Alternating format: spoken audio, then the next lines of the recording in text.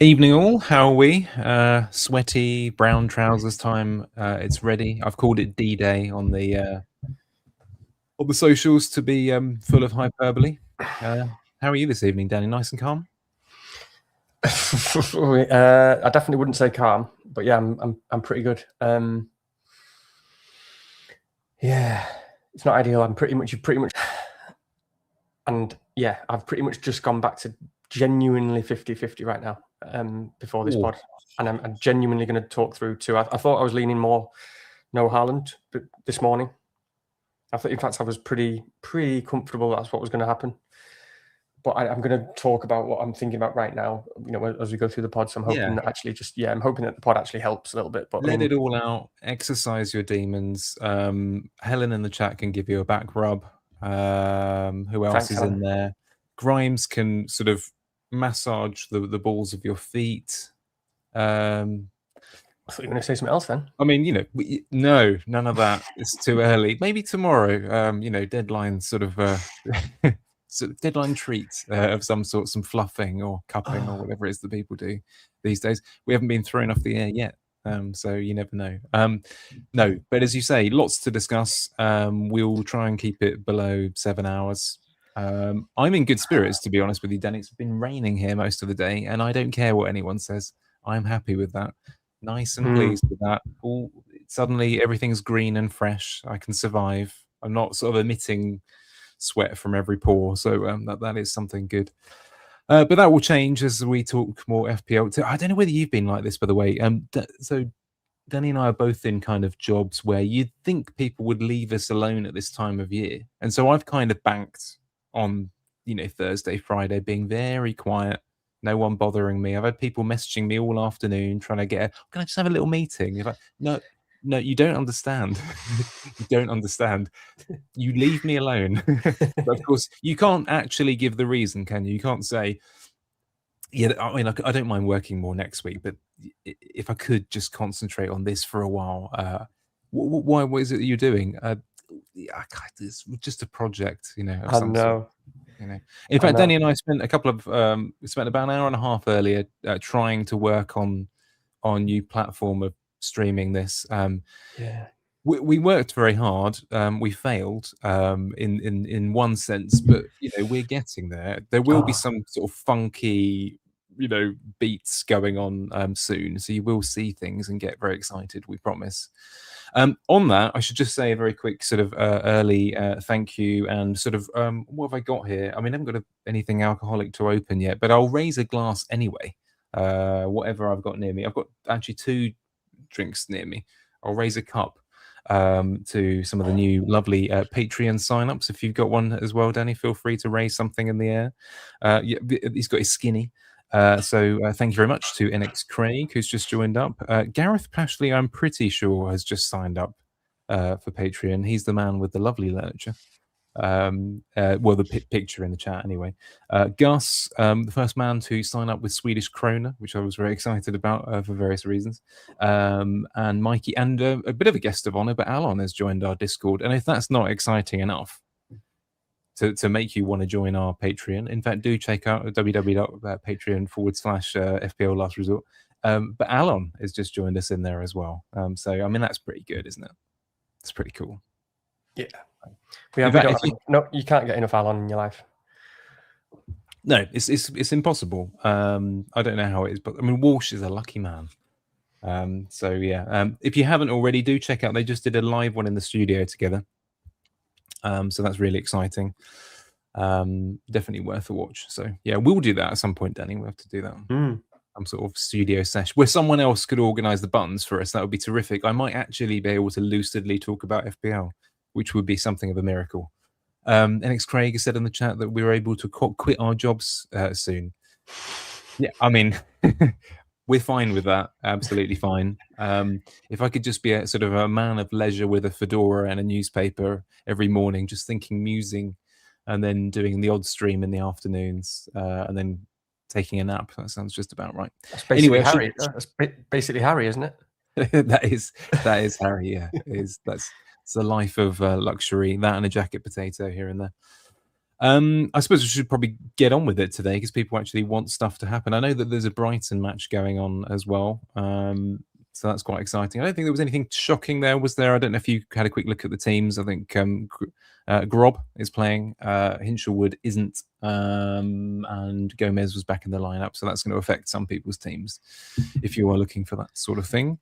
Helen quite rightly said, by the way, just before I move on, more ladies needed in Patreon. Yeah, absolutely. It's very, I would say, I'm not going to, I mean, of course, everyone's there. It would be a very, one of the more friendly, hospitable environments, actually, because, you know, we're, you know, very, very demure and well-mannered. I think it's fair to say in our Discord. I don't know, is that the vibe you get, Danny? It's got a nice, very friendly kind of social sort of place, isn't it? You Oh, know, yeah.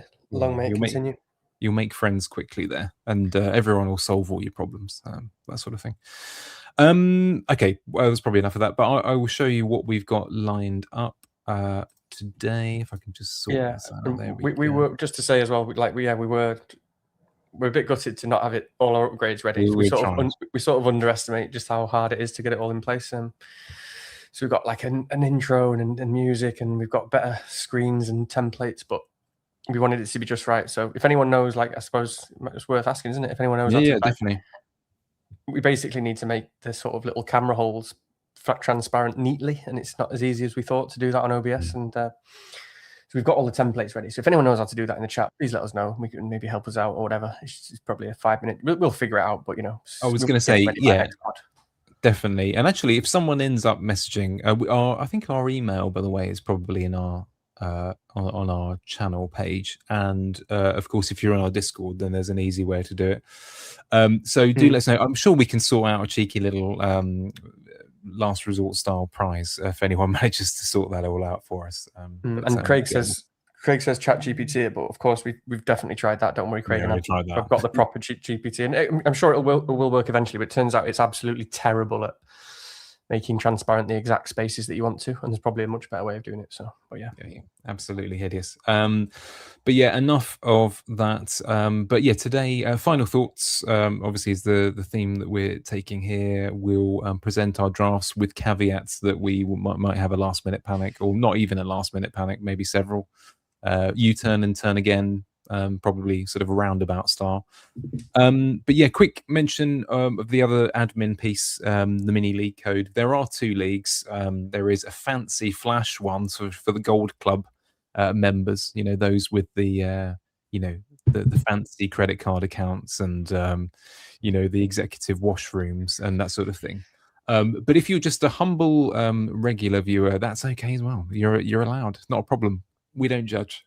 But the code for you is R6AIW9. And in fact, one of the questions this evening is from our current champion, Matt Nuttall, which is very exciting. He's still back, so he needs us. And you know, we're very glad to have him. So there we go. Yes, thank you very much.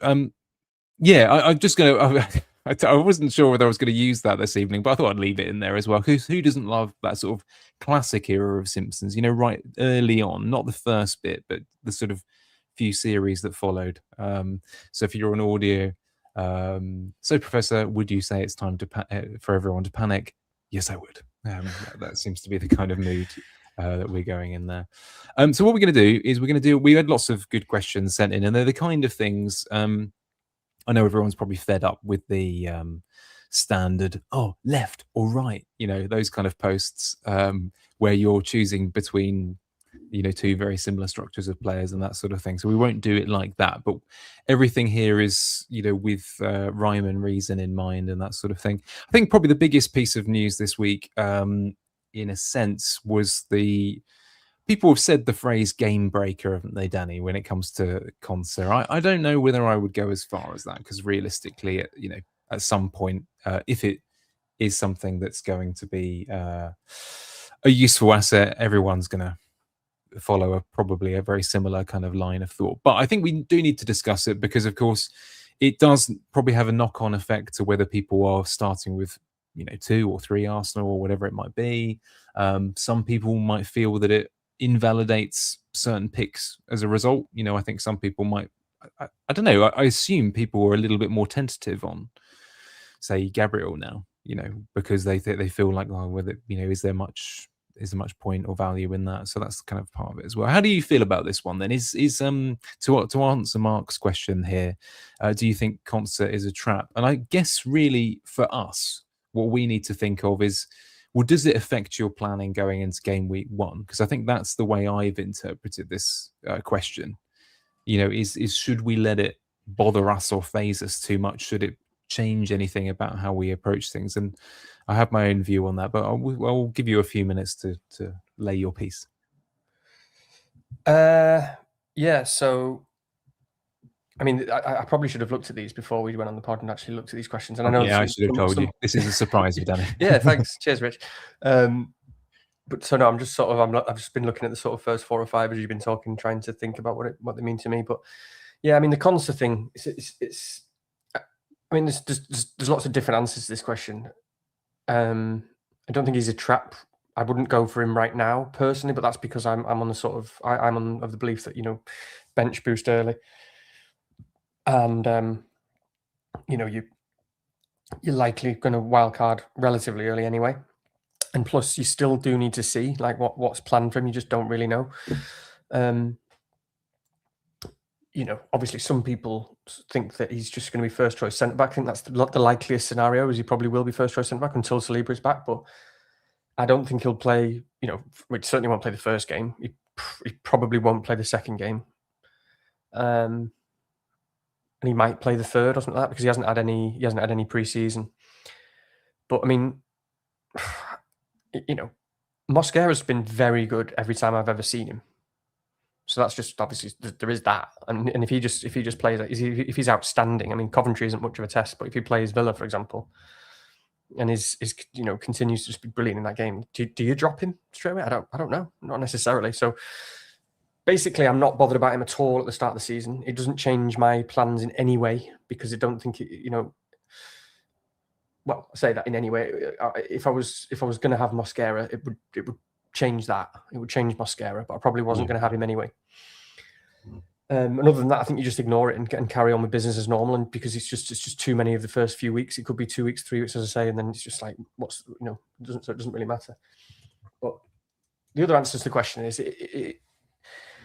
oh, I thought you said game breaker. Maybe you just said that. Maybe it wasn't in the actual question, but it's not. No, Mark is not full of hyperbole. That was me. Going. But I mean, if he goes into first choice Arsenal centre back, and Saliba's not back until January, February, which he probably isn't, then it is a real shame, because it's not a game breaker, but it is a game breaker in the sort of boring sense, in the sad sense. It's a sort of game, I was going to say destabilizer. It just kind of dulls the whole game, isn't it? It's just a game breaker in that kind of way. It's not fun, because 4.5 starting Arsenal centre back. Yeah, you're just gonna after the first wildcard or whatever in a few weeks, everyone's just going to own him. So that is a bit boring in that sense. So you've only got 14 players to play with outside Konsa. That's really boring, especially when you sort of want to get something interesting from the defenders in your team, don't you? And the defenders that you've actually got playing, and finding who's got the DEFCON and so on.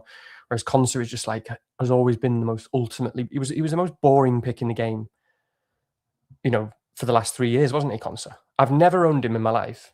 I never would own him. He's the exact sort of player that I would never ever own.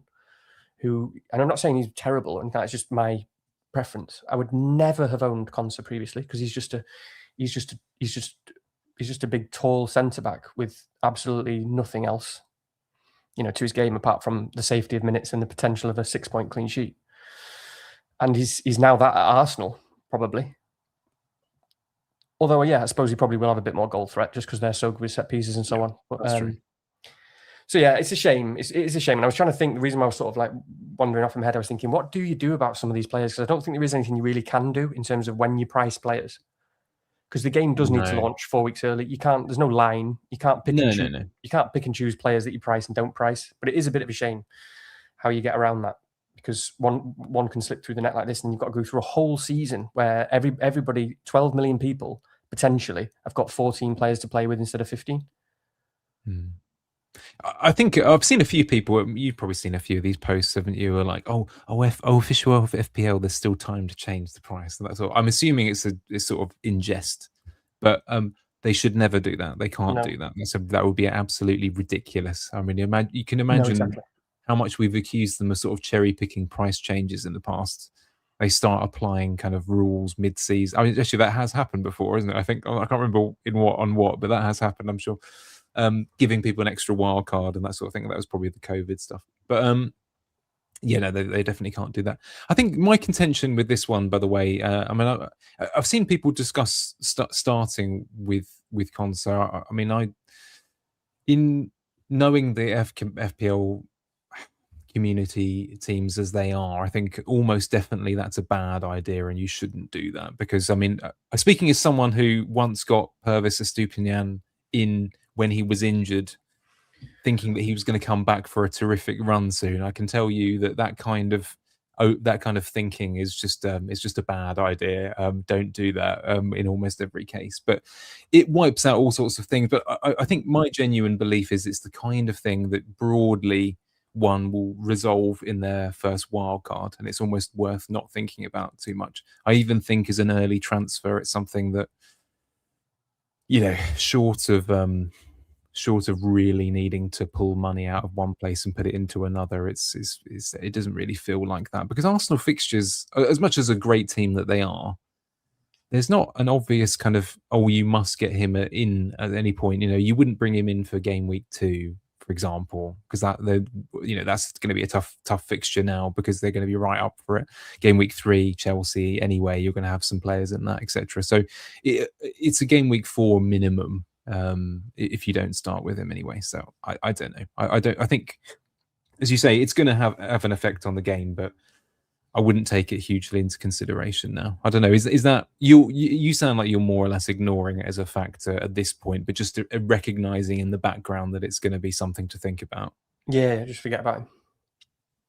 I mean, speaking of which, seeing as we're kind of, maybe we should cover it now as well. I mean, there is a bit of an inherent Arsenal picks, Arsenal defenders, certainly kind of conversation in there, and it has changed people. I've seen some immediate shifts in terms of how people deal with Gabriel White. Calafiore probably is the least affected, I think, in most opinion. I mean, does it change the way you perceive other Arsenal defenders, I suppose, is my question.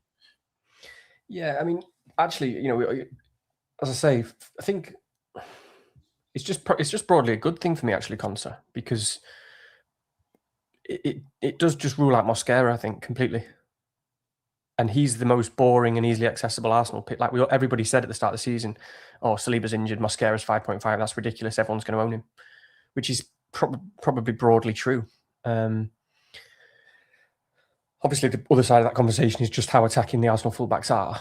But, you know, I probably would have gone for the fullbacks anyway. That's certainly the sort of where I was. But I would have been thinking, oh God, but Mosquera might just be the one, and how boring is that? And it's going to be really frustrating if you go for these attacking fullbacks and they get subbed off in 59, and Mosquera stays on and gets his 6 points or anything. So I think it's made the Arsenal defence more interesting now, because, yeah, as I say, Konsa's not an option, Mosquera's not an option, and Gabriel's 8 million, and the other two fullbacks that are an option at the moment, which is Calafiore and Ben White, are ridiculously high upside, exciting picks, both with their own kind of risks and downsides. So that's quite interesting, isn't it, in terms of what people want to do there? Yeah, it'll make a lot more people, especially kind of analytics managers, go for Raya, which is fine. You know what I mean? I'm just not really bothered about it. Raya's a good pick, obviously. He's just like the keeper for the best defense. Obviously, it's absolutely fine. But in a way, I quite like that, because that means they're all using an extra 1.5 million for a keeper who, generally speaking, does just going to get the 6 points. I mean, I know that might be a bit of a stretch, because I owned him all season last season, and obviously he ended up with a few better than that.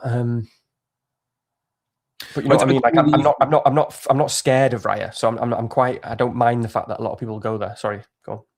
No, all I was going to say, I think it's interesting. A few people were talking about kind of 5.5 defenders in the chat, or whether it's affected their approach to Arsenal picks. And I quite like the.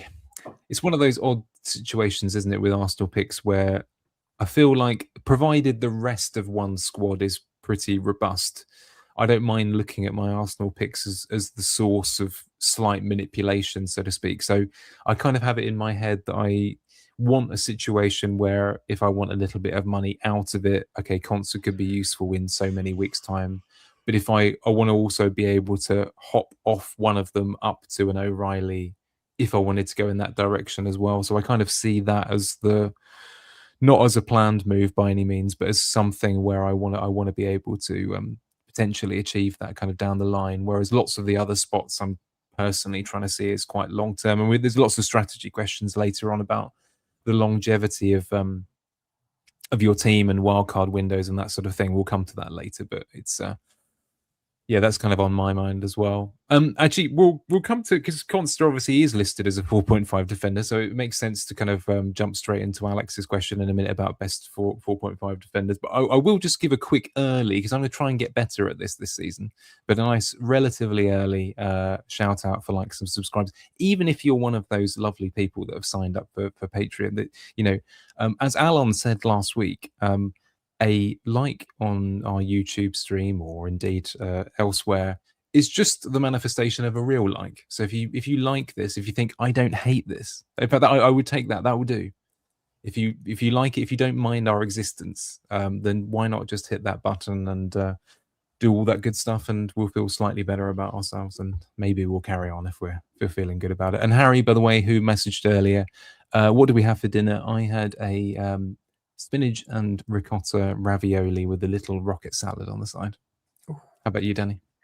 I had pasta, tuna and cheese again. Classic.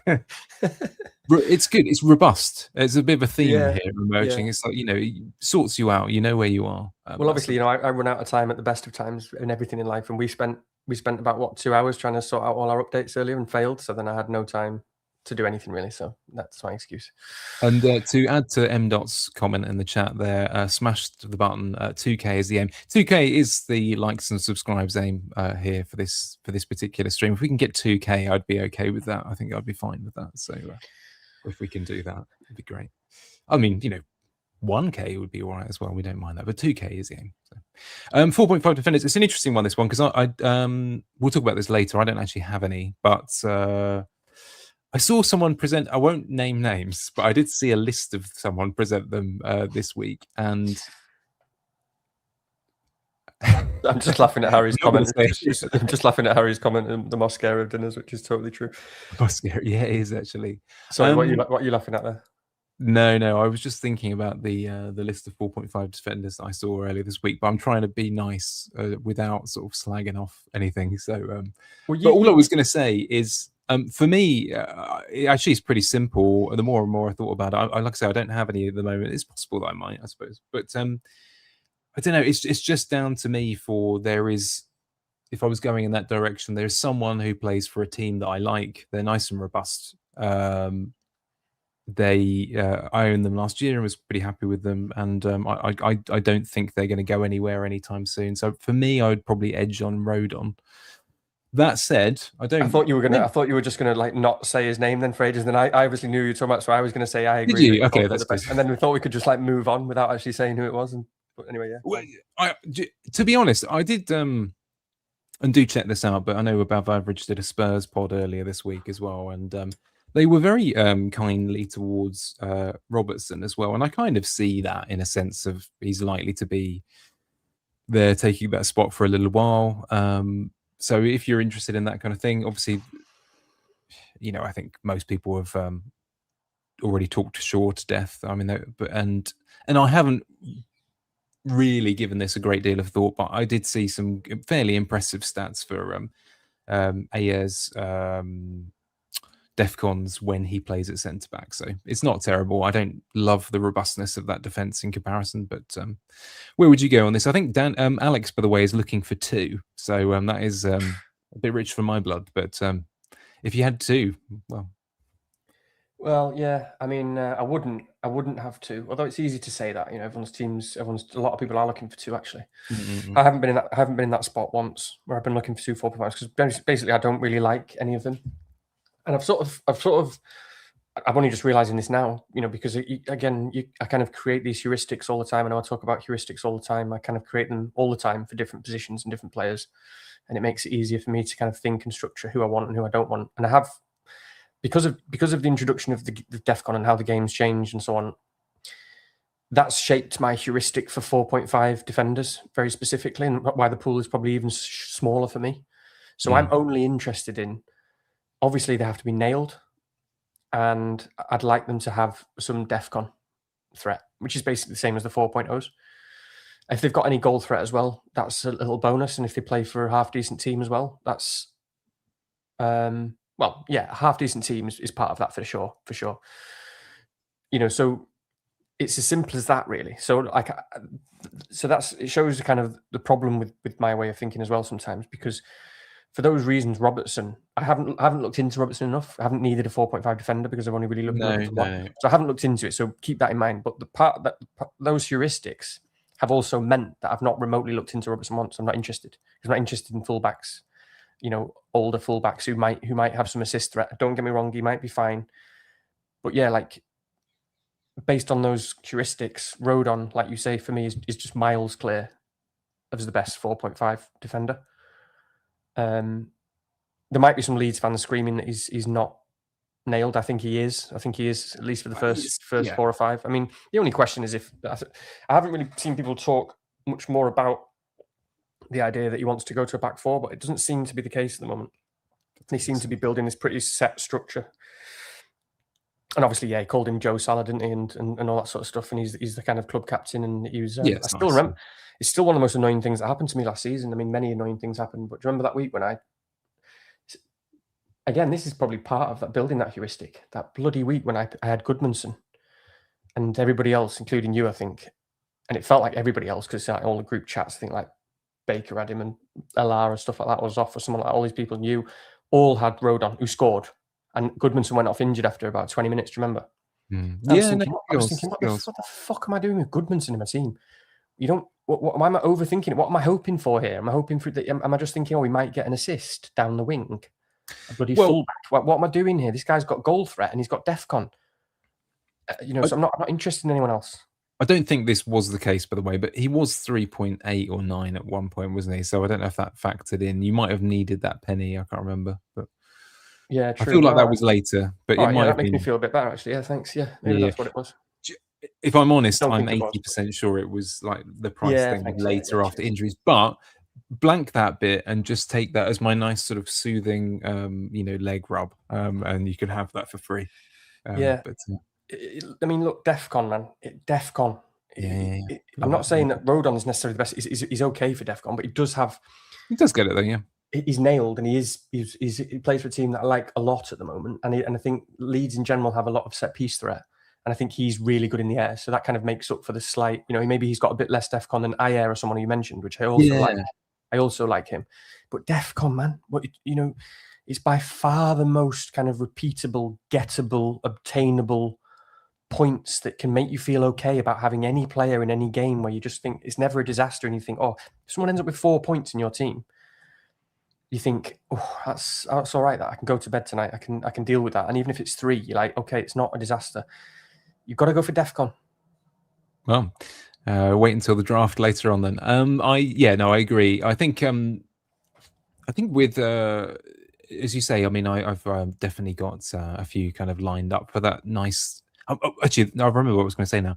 Leeds have a great set of fixtures for, in my opinion, when I look at a nice run of DEFCON, obviously it doesn't always play out like this, but those kind of lovely competitive kind of fixtures where it could go either way are kind of the ideal ones, I think, for DEFCON. You know, you don't want to play a sort of City or someone who's going to control the ball, and it's quite difficult for you to kind of advance it from that point of view.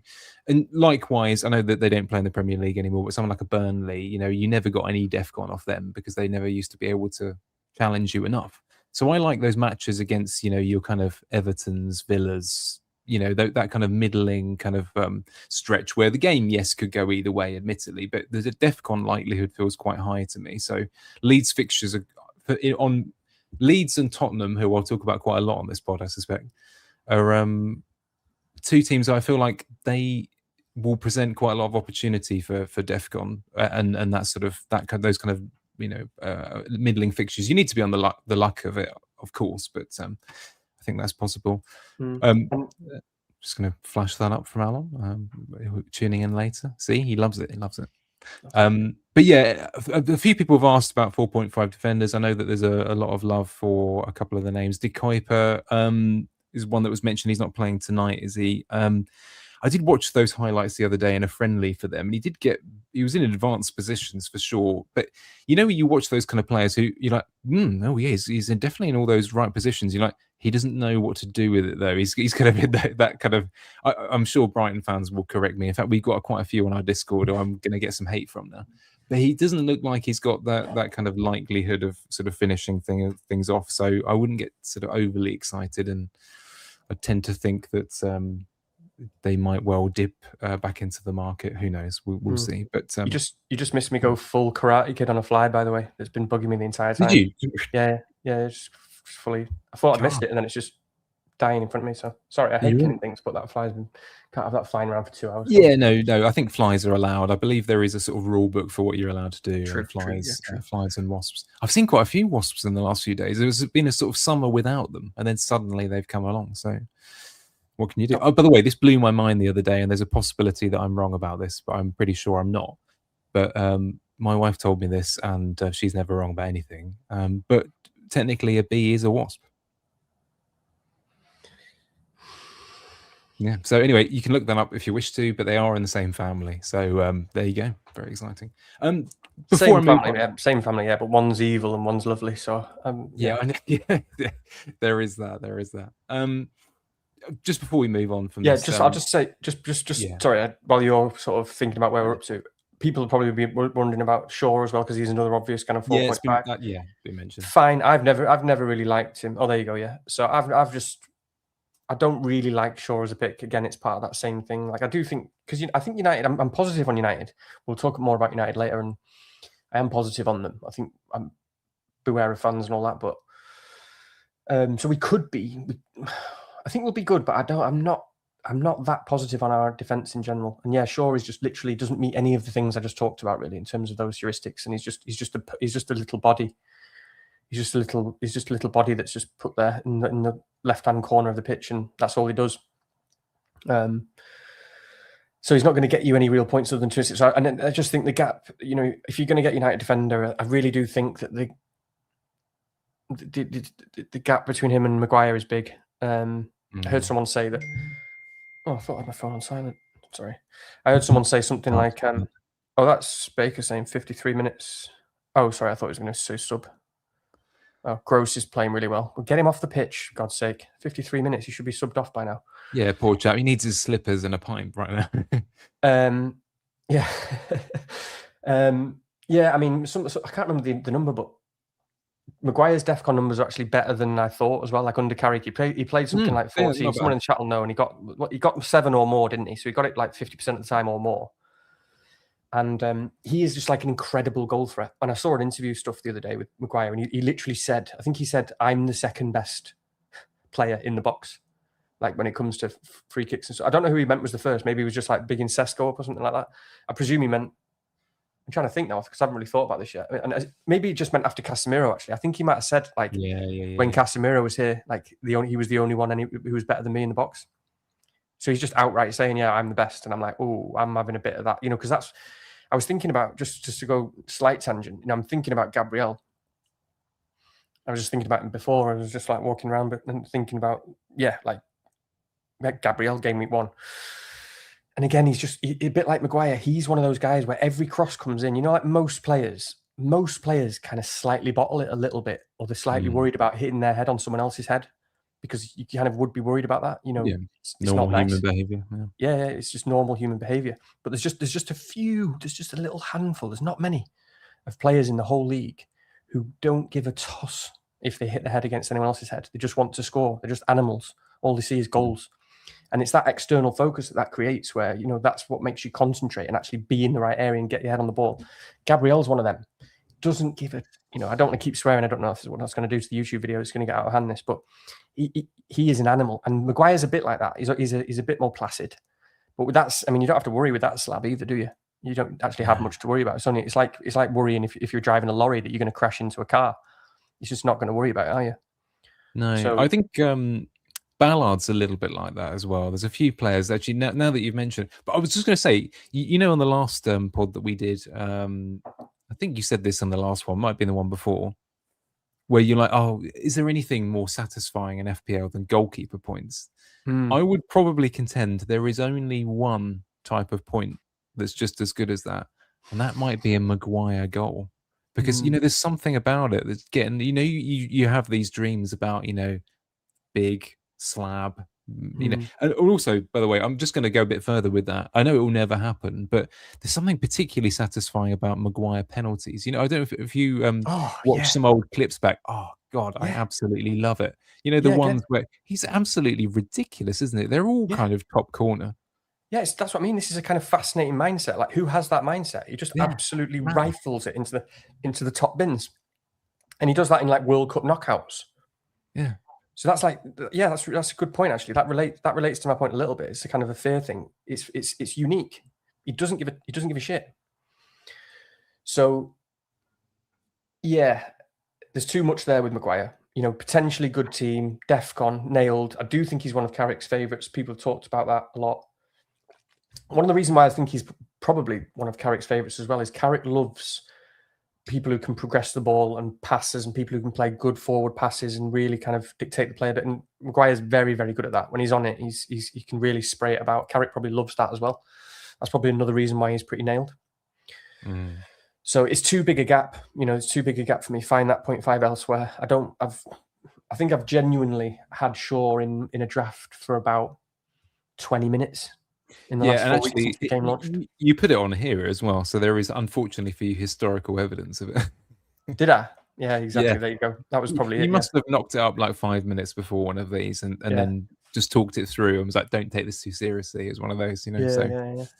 But I have to say, I know that we're going very off-piste for in a sense with our kind of little musings, but I can't help it. I love, you know, those little videos that they do where, I don't know, all the players like walk into the training ground and they ask them some banal question or something. For some reason, every time I watch the Man United ones, there's something kind of funny about Luke Shaw, because he now sort of shuffles along like a little old man that's about 40 years older than he is. You know, he's got that kind of, he looks like he should be wearing cardigans and, you know, dressing gowns and that sort of thing rather than a football kit. But or playing darts or something.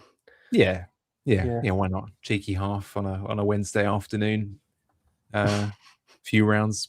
Do you know what? We should do this just very quickly because I may as well just sort of he is a shuffler, by the way. That was a brilliant way to describe him, because he is a shuffler. He's a shuffler, isn't he? Yeah. You know, that sort of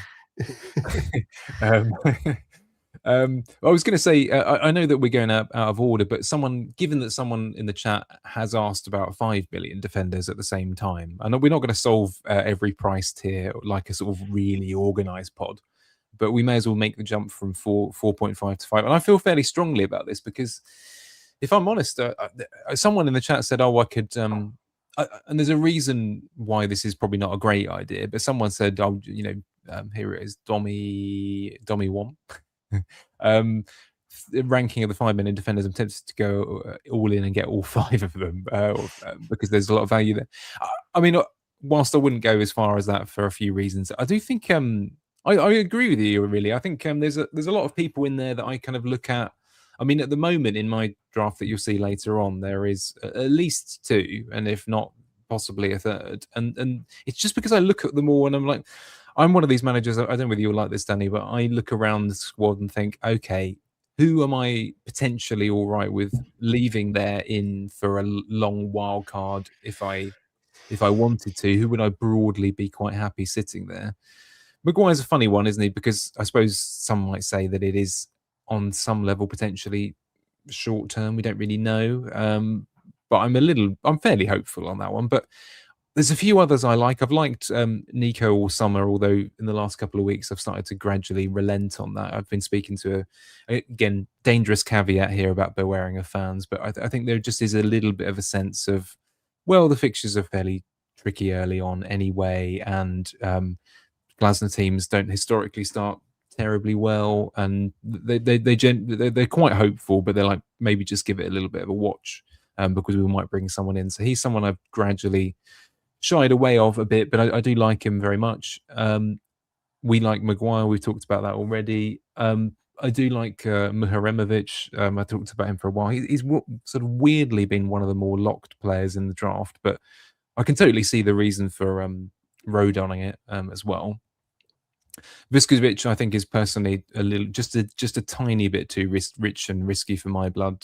But I can imagine a wild card considering him. And I don't know. I've increasingly over the summer become a bit more sort of Spurs friendly, and I like Van Hecke. I listened to something the other day where they were a little bit more skeptical on the possibility of rotation there, but I really don't see it at all. I think he's already kind of going to be a fixture in there. The manager clearly likes him. He's already looking like he's primed for reasonable DEFCON returns, and he just looks like someone who can pick a pass. He's a leader. I like that pick. So some people won't do it because of double Spurs, but I think that's the other one that springs to mind. He's not an absolute must pick by any means, but he's someone who I could imagine leaving there and being pretty happy with. But I think that's the problem I have with Robertson as well, is that I really like Porro and I really like Van Hecke at their price points, and I think it's probably worth it eventually. So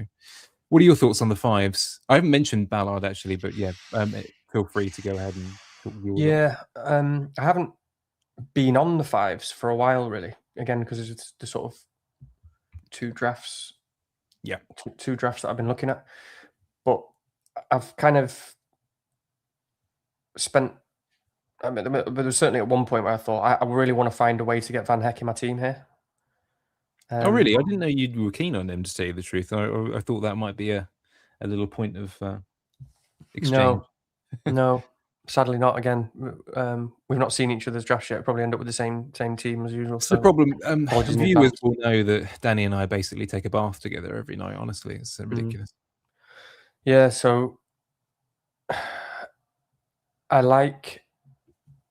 It just feels. It feels really sort of comforting, Van Hecke, because you just think, you know what, right? This is a real class centre back playing for a team that have just strengthened so much.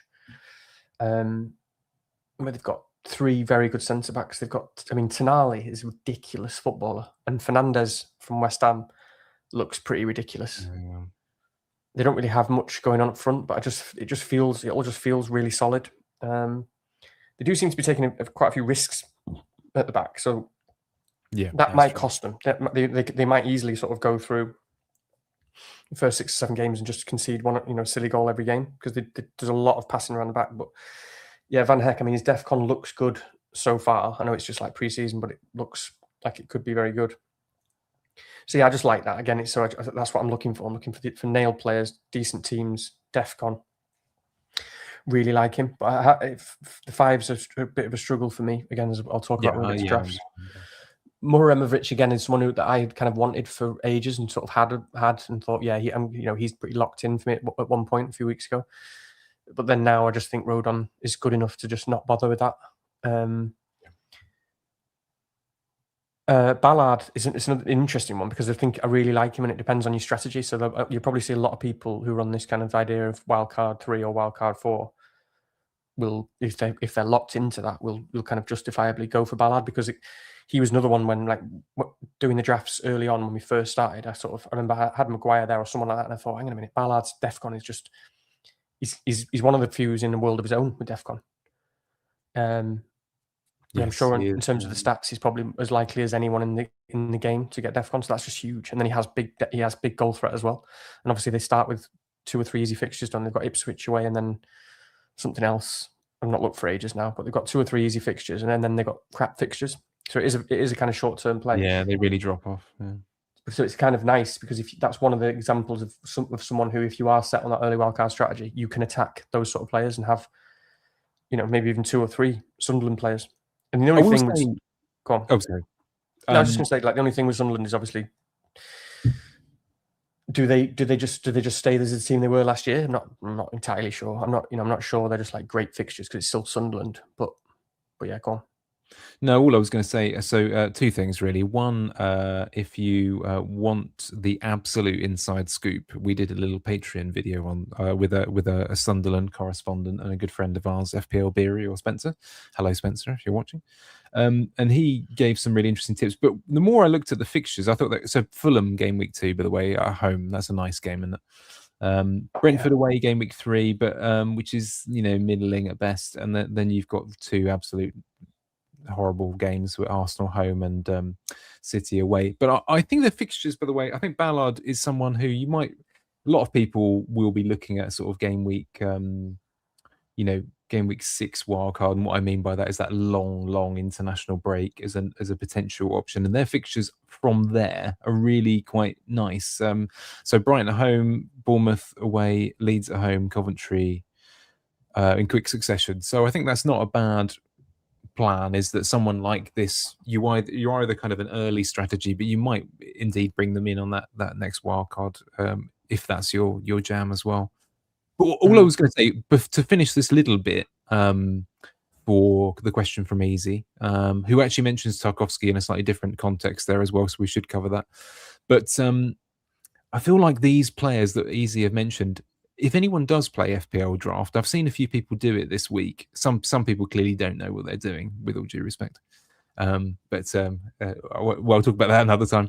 But what a good strategy, and Danny did this in his draft team last year to really quite good effect from memory, is absolutely lay into those DEFCON defenders, because they will see you right for the whole season. So everyone mentioned on the list there that Easy sent in, Ballard, John Paul Van Hecke, Mihajlovic, Tarkowski, those are your meat and potatoes. You can play them every week. Absolutely lovely. So if you're doing draft, that is a good way to do that. I'll just say quickly, by the way, because I'm just looking through the app just at players that might have missed. I didn't really mention De Kuiper on the 4.5. It's worth mentioning. I just don't know. I think he is a great pick if he is playing wing. You'd have to ask the Brighton guys the minutes and stuff, because he didn't play tonight. Does that mean Hinshelwood didn't play either? Does that mean he starts? If he's nailed as a 4.5, then I do really like him, because he always seems to be involved in the attack when he is playing in that position. So that is fun. I just don't know about his minutes. He's not been on my radar that much in terms of not starting tonight. And I will say, as an outside shout, someone like Chow, Malik Chow from Newcastle, could be fun. If you're willing to wait a bit, because you get to game week 3, he's got Bournemouth at home, Leeds away, Hull at home, Coventry away, Villa at home, Palace away. So in terms of pure fixtures, if you can wait a couple of weeks, someone like Chow is really nice, because there's DEFCON there, there's goal threat there. I don't know. Obviously, we don't really know what Newcastle look like, and also just another one. Sorry, you can tell we're not prepared for this question, but Jacquet, I don't like still. I just don't like as a pick, because I just don't know what the minutes look like at all. And I know he looked really good the other day. So obviously he's like, theoretically he's great, because if he's just playing Liverpool centre back in an Iraola team, could be great. And he had a really good first half, but he only played a half. I mean, it smells a bit of that. What was that trap that a year or two ago that Konsa. Oh my god! And that was just such a diabolical pick. So obviously a diabolical pick, and it was part of like the kind of analytics template. It was Konsa and someone else, and of course it was a complete disaster. Played 45 minutes and never played again. That's very possible with Jacquet, because he's just a youngster. It's just you can't give someone like that much time in the Premier League. It's a centre back in the Premier League. So if you're playing, you've got to be good straight away. And if you're not, you're going to get replaced by someone else, because it's too important. It's too dangerous. Absolutely right. I think we'll go on to Alon's question next there. And it's a little bit of actually, someone mentions Palmer in another question, so maybe I'll just bring those two together. But our good friend Alon from FPL is asking, am I an idiot for going without João Pedro? I have a quite quick answer for this one. But what do you think, Dan? I'm sorry, and Benji later on, who I believe might have popped in a few minutes ago, he's asked, is Palmer in or out? I think this is strategy dependent, that question, I think. So maybe we'll pick Palmer up a bit later. Yeah, sorry, I was just again being distracted and just looking at I'm sorry, Baker, I'm just stealing your text, but it's quite interesting because we're going to talk about this in the drafts when we talk about the drafts later. But he said 53 minutes in and Gross has had 2 shots, 3 key passes, and 1 big chance created. Gomez with no shots, no key passes, and 1 defcon. So I'm just like, has Gross not been taken off yet? Get him off before he does score or get any goals. Yeah, I mean, I'm going to do the short answer to this first. I was actually thinking about this question from Alan because I went back to try and find it in our Discord because I remembered it came through, and then I was like, was I half asleep, or was I had too many beers when I read this message? Did I not reply? And I'm always like, I don't usually reply to questions unless someone asks me directly because I hate kind of unsolicited advice, and I think he was just asking anyone. I just don't like it unless somebody, if you seek me out and ask me, then that's fine, because I can only just tell you what I think, and so it could go well or it could go badly. But he really is the player where I'd just say yes, I'm sorry, you are an idiot. You're not an idiot, but I can't. It's almost, I don't know. I'm looking for a better word. It's almost comical. That's not the right word. It's a bit harsh for anyone who's like not starting with João Pedro. He's just too good on paper. He's just got everything. It's just this. He's absolutely nailed number 9. He looks so sharp. We don't, the minutes are there. Summer off. Chelsea playing once a week. He's just an absolutely incredible pick on paper. And you just have to have him for me. It's just, so I see lots of drafts, and sometimes I sort of stop and think, oh, that's quite a nice draft. I think, well, that's actually you've got some nice players. Like, oh, how did you afford that? How did you afford? And then I'm like, they've not got João Pedro. I'm like, forget it, not interested. Yeah, I know. I've been caught out there. Oh, actually, I've been caught out mostly by the no Bruno drafts. You look at them and you're like, oh, okay. I know there's some red in the middle there, so it's probably Yeah, exactly. Oh no, Gross is still on the pitch, man. For God's sake. Oh, he'll. And Gomez has been subbed. For God's sake. Yeah. Piss off. Yeah, but he's recovering from a serious injury. Yeah, I mean, I also don't get it on just a kind of game strategy approach. I really do think you have to pay attention to EO. And I'm not saying you have to own someone because they're high EO, because there'll be players that I potentially don't own that high EO, but I'm very aware of it and I'm scared of it and all that sort of stuff. And then you have to measure that kind of EO against who it is. What price are they? Are they great value? Are they in a good team? What are their minutes like? Do they score goals? Have they been playing well in preseason? João Pedro is just all of those things. And so I just think, why? Surely you can find that money somewhere. Why set yourself up for? Again, it's a bit like me last season. I can't remember how everything happened. Sorry, I've lost my elastic band that I'm fiddling with. Yeah, it's comforting. But it's like everyone wasn't too bad a pick for me last season. And this is not why I'm picking João Pedro this season, but I didn't have João Pedro. And Jesus Christ, every week he scored twice and everybody owned him. And it was so debilitating. It was so crushing. 15 points every week. So, yeah, you know what I'm saying? I think you've got to play out worst case scenario. Alan's perfect, actually, because they discuss they don't. They did the post-mortem, but I often have mentioned to him for the pre-mortem. A sort of phrase coined from Daniel Kahneman, I think, from memory. Play out how it could go badly wrong and how stuck are you going to get. I mean, it's not easy to get to João Pedro if you don't have it. Alan maybe says, "Oh, I'll start with Isak," something like that. I don't know. Things can go badly wrong there. And so I just don't get it. I don't get it. Yeah, I mean, my answer to this one, and Alan is a dear friend, so I'll just say yes. Yes, you are. So I'm please change, Alan. I don't want you to suffer. You can take this however you want, by the way, but and I haven't worked out the sort of the logical process by which I'm going to justify this. But people are worried about, I don't know, a Bruno or a Haaland or whatever it might be, and therefore just want that safety blanket of having both in their teams, that sort of thing. I would be more worried about Pedro than Haaland by quite a distance for some reason in my head. I haven't worked out why, but the sort of spidey senses are, don't question that one. I just feel good about that one. I felt good about him right from the off. if there was any chance that he was affordable this season, he was going to be straight in anyway, probably because of the what befall him during the summer. But he just looks in great nick. There's much more evidence there that this is going to work for you than arguably players that are twice as expensive. So I don't know. It just seems obvious. And by the way, like, just in case anyone hasn't seen it, but those quotes today from Alonso, I was actually watching his press conference live because it was one of those rare things, because a big part of kind of my decisions at the moment is thinking about Cole Palmer still. And so I saw that the Chelsea press conference was on, and I was like, oh, actually, I might just try and watch that live, because I'd like to just be able to properly. I want to get to the source here. I don't want any secondary information. I want to see what he's saying. Nobody even asked him about Palmer, by the way, directly, which is like, what are you guys doing? Isn't it your job to just find out the questions that people want to know?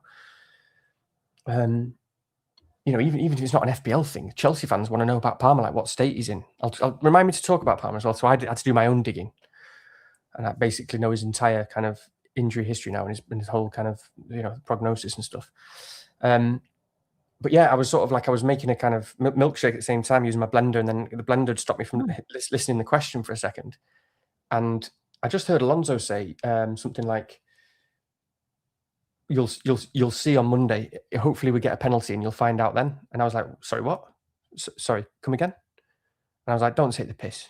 And I'm there trying to. It's a live bloody stream thing. I can't rewind it, and I'm just like scrambling. Like, rewind it. What do you mean? What are you talking about penalties? I was like, what do you mean penalties? So I couldn't believe it. So anyway, I've done the digging, and it's all over Twitter now anyway. But yeah, he's just sort of said he didn't want to say who the penalty taker was, and he actually said, "I don't know who took them last season, but we make our own decisions." And I'm like, you what? Yeah, so, that's rubbish. So obviously, I think it'll still be Palmer. But I also think, why did you say that? Why don't you just say it's just weird man management to me? Like, first of all, you shouldn't be taking it off Palmer, because he's just a brilliant penalty taker, and all you're doing there is knocking his confidence and making him worse. You're not making anyone else better by giving them penalties. So I just don't get that at all. So yeah, so it's baffling to me. So my point is if for some bizarre reason he has decided to just say, right, you know, someone else is taking the penalties, it'll be João Pedro, because he's already one of the best penalty takers in the league, and maybe he's just decided the number 9 is taking penalties from now on. So as I say, I think it'll still be Palmer, but I don't understand why Alonso's done that. It just makes no sense to me. It's just, and also, even if he's just keeping it the same, why are you putting extra pressure on Palmer taking the next penalty by saying, "Oh, you'll see who's taking them on Monday" or whatever? You know, just don't get it. But, this is important stuff, really. Johnny's asked what flavour of milkshake. Johnny, I was thinking it as well. But as we know, Johnny, you clearly my brother from another mother, based on our Discord chats. It was, but I just make it all the time now because it just fills a bit of a hole. It's another like Mosquera lunch. It's like a banana, frozen blueberries, 3 scoops of fat-free Greek yogurt, bit of honey, scoop of whey powder, and a bit of milk. It's lovely. Oh. Lovely. That sounds like a little fitness regime there, as well as there's no fitness bit at the moment, but there's some healthy food in there. Yeah. By the way, if someone could just wake up their grandmother or whoever and just get, oh no, don't worry, it's fine. In fact, leave her where she is. I just wanted the amount of people watching this to go above a certain threshold. I'm happy now. In fact, why not hit the like button whilst you're there, or sign up to Patreon or whatever it is? Absolutely fine by me. I was thinking that we were nearly getting over 100, were we? Yeah. Which for a meager old FPL last resort is heady days. We're very pleased with that, so that's good. Where are we? There's so many questions out there. I don't, that's just the way it is. City assets. I think this is a good one to talk about. I know Helen, who's in our Discord, is very back and forth this week and trying to work out where she's going with drafts. Helen's all over the place. She's all over the place. She's going to need a sort of quick sort of shake of the shoulders and a stiff brandy or something before Friday's deadline. If you're anything like me, Helen, you probably your palms will start sweating from about 11 a.m. and they sort of get clammier as things go on. I've hit that age where where you're very I don't know whether you're like this, but a couple of years more, Danny, you probably will. You become a bit more in tune with what like your body is not as resistant as it might have been. And like for me, clammy palms are a sign that all is not well. Got that right might now. be the case. Yeah, there you go. But anyway, Helen asked about City assets now that Doku was out, and whether that makes a great deal of difference to one's decisions. I mean, you'd have to say it does, because of course, I mean, he's in terrific nick at the end of last season, looked pretty good in the World Cup for fits and bursts anyway, so it's not ideal. City will have to shift things. I wasn't sure if it was going to change their position on Savinho, but it looks like he's going to go. But yeah, I don't know. I mean, I've gone back and forth this week. I've gone from, I've wobbled a bit between the numbers of which I've had them in. So yeah, it does make a difference. But where are you at with City assets right now? I think we can almost excuse Haaland a little bit here, but I mean, by all means, talk about that as well. But where are you at with City?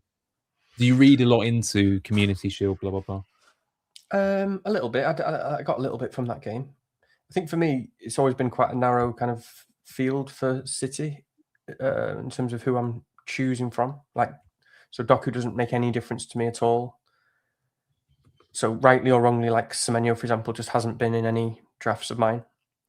And I'm just thinking about to sort of, as for an analogy or whatever, and to sort of make a comparison, because I just spent ages talking about the 4.5 defenders or the 5 defenders and what I'm looking for, and why someone like Maguire is just massively worth the extra money, for what the game gives you now versus a Shaw. Well, in a weird sort of way, I think broadly, and this is broadly true for many, many picks in the game, the cheaper midfielders are too much worth it for what you get given from the game now, for the more expensive midfielders to be worth it for me. As a very general statement, now that's really obvious, but it's too much. It's too much worth it. There's so many of these guys that are 6, 6.5, even 5.5. What you get from them is monumental in terms of minutes, talisman, some of them penalties, number 10s, position on the pitch. Yeah, just goal involvement. It's just, and so people like Semenyo, rightly or wrongly, because I think he will have a good season. I just don't see enough there. I think there's not enough avenues there for Semenyo. So anyway, I don't want to talk too much about Semenyo. But basically, I watched my takeaway from the Community Shield, because it was great to actually just watch a game, because again, it just reminds you that you don't really get to like a half competitive game, a reasonably. I know City were not fit, and I know it's very difficult to take much from it, because it's just a sort of weird kick around. But obviously, the team is kind of wanting to win and stuff. But yeah, I left that game thinking, I need to have Anderson in my team somehow. I already liked him. So this is from someone who already liked Anderson. Oh, that's interesting you say that. Okay, cool. Yeah. I did talk about how much I liked him on previous videos. And yeah, I was just thinking it the whole way through the game. I was thinking, okay, I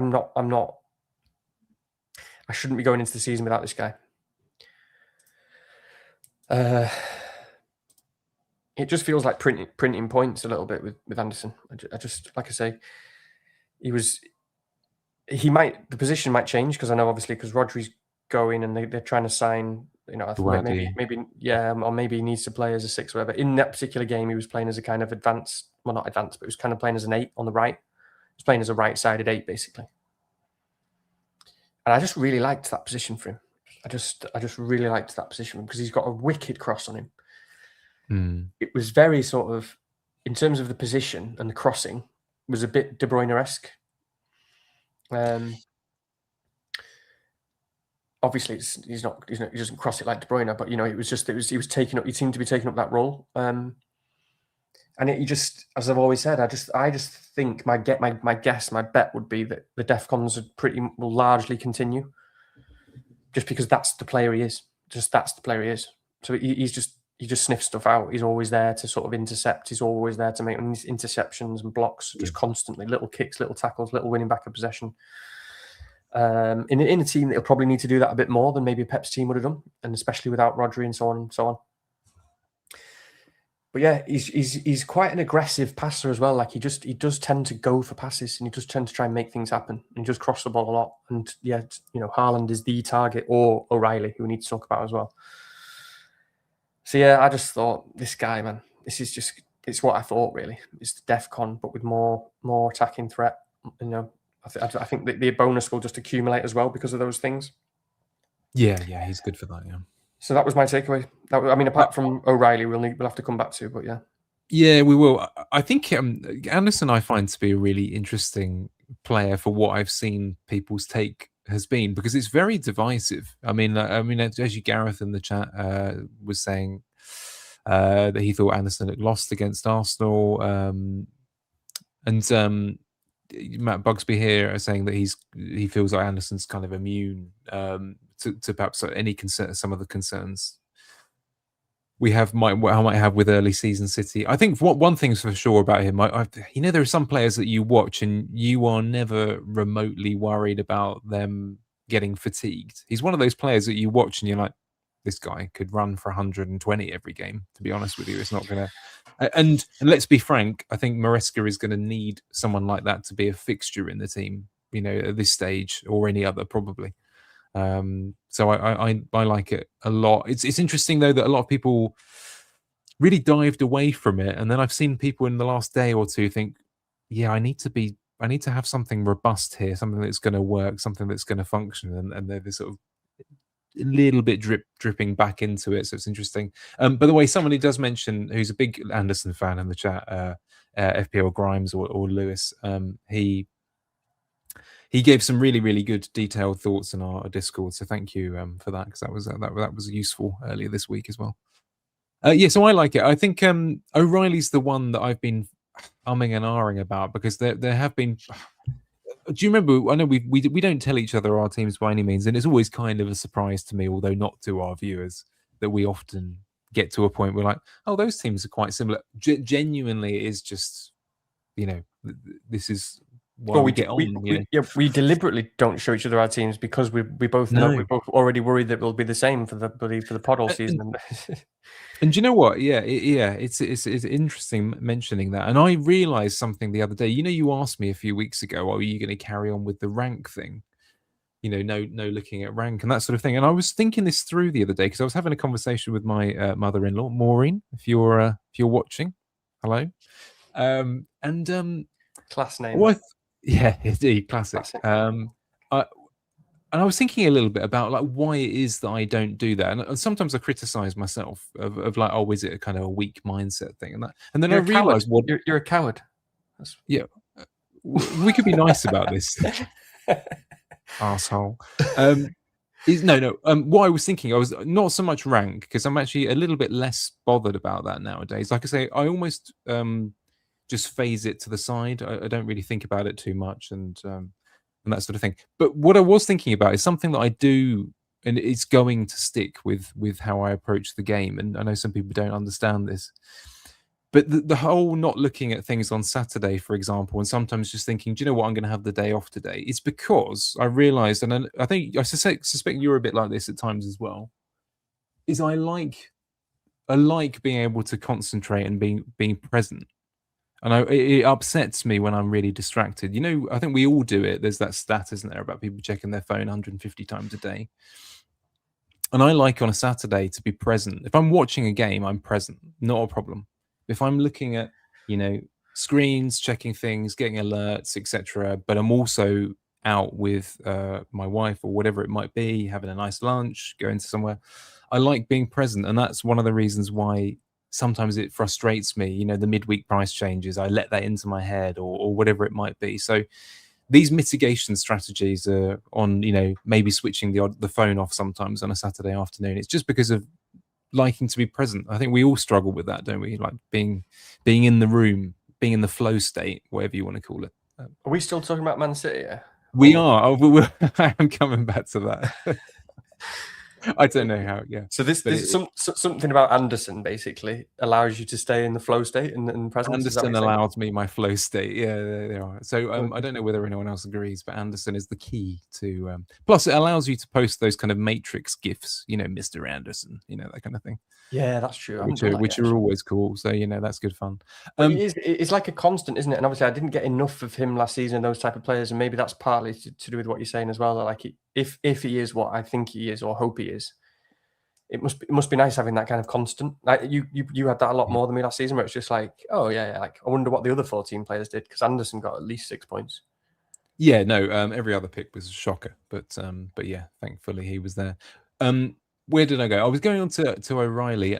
So obviously, similar issue with both of them in the sense that they came off after about sort of an hour. I think O'Reilly was a little bit earlier. But obviously some really good positions taken up. Clean sheet potential looks a little bit dubious early on. But where are you at with him? Because he's someone who I feel like, okay, I really do want a plan, probably as much as any other player. But at the same time, I've struggled to kind of absolutely settle unless it's no Haaland, because he is one of those kind of players that it's just a lot more straightforward. What do you think? Oh God, Gross playing 90. What a joke. That's annoyed me. Yeah, it is. That has annoyed me. Let's think about that. Probably fine. Probably fine. Probably fine, yeah. Yeah, I mean, I like O'Reilly a lot.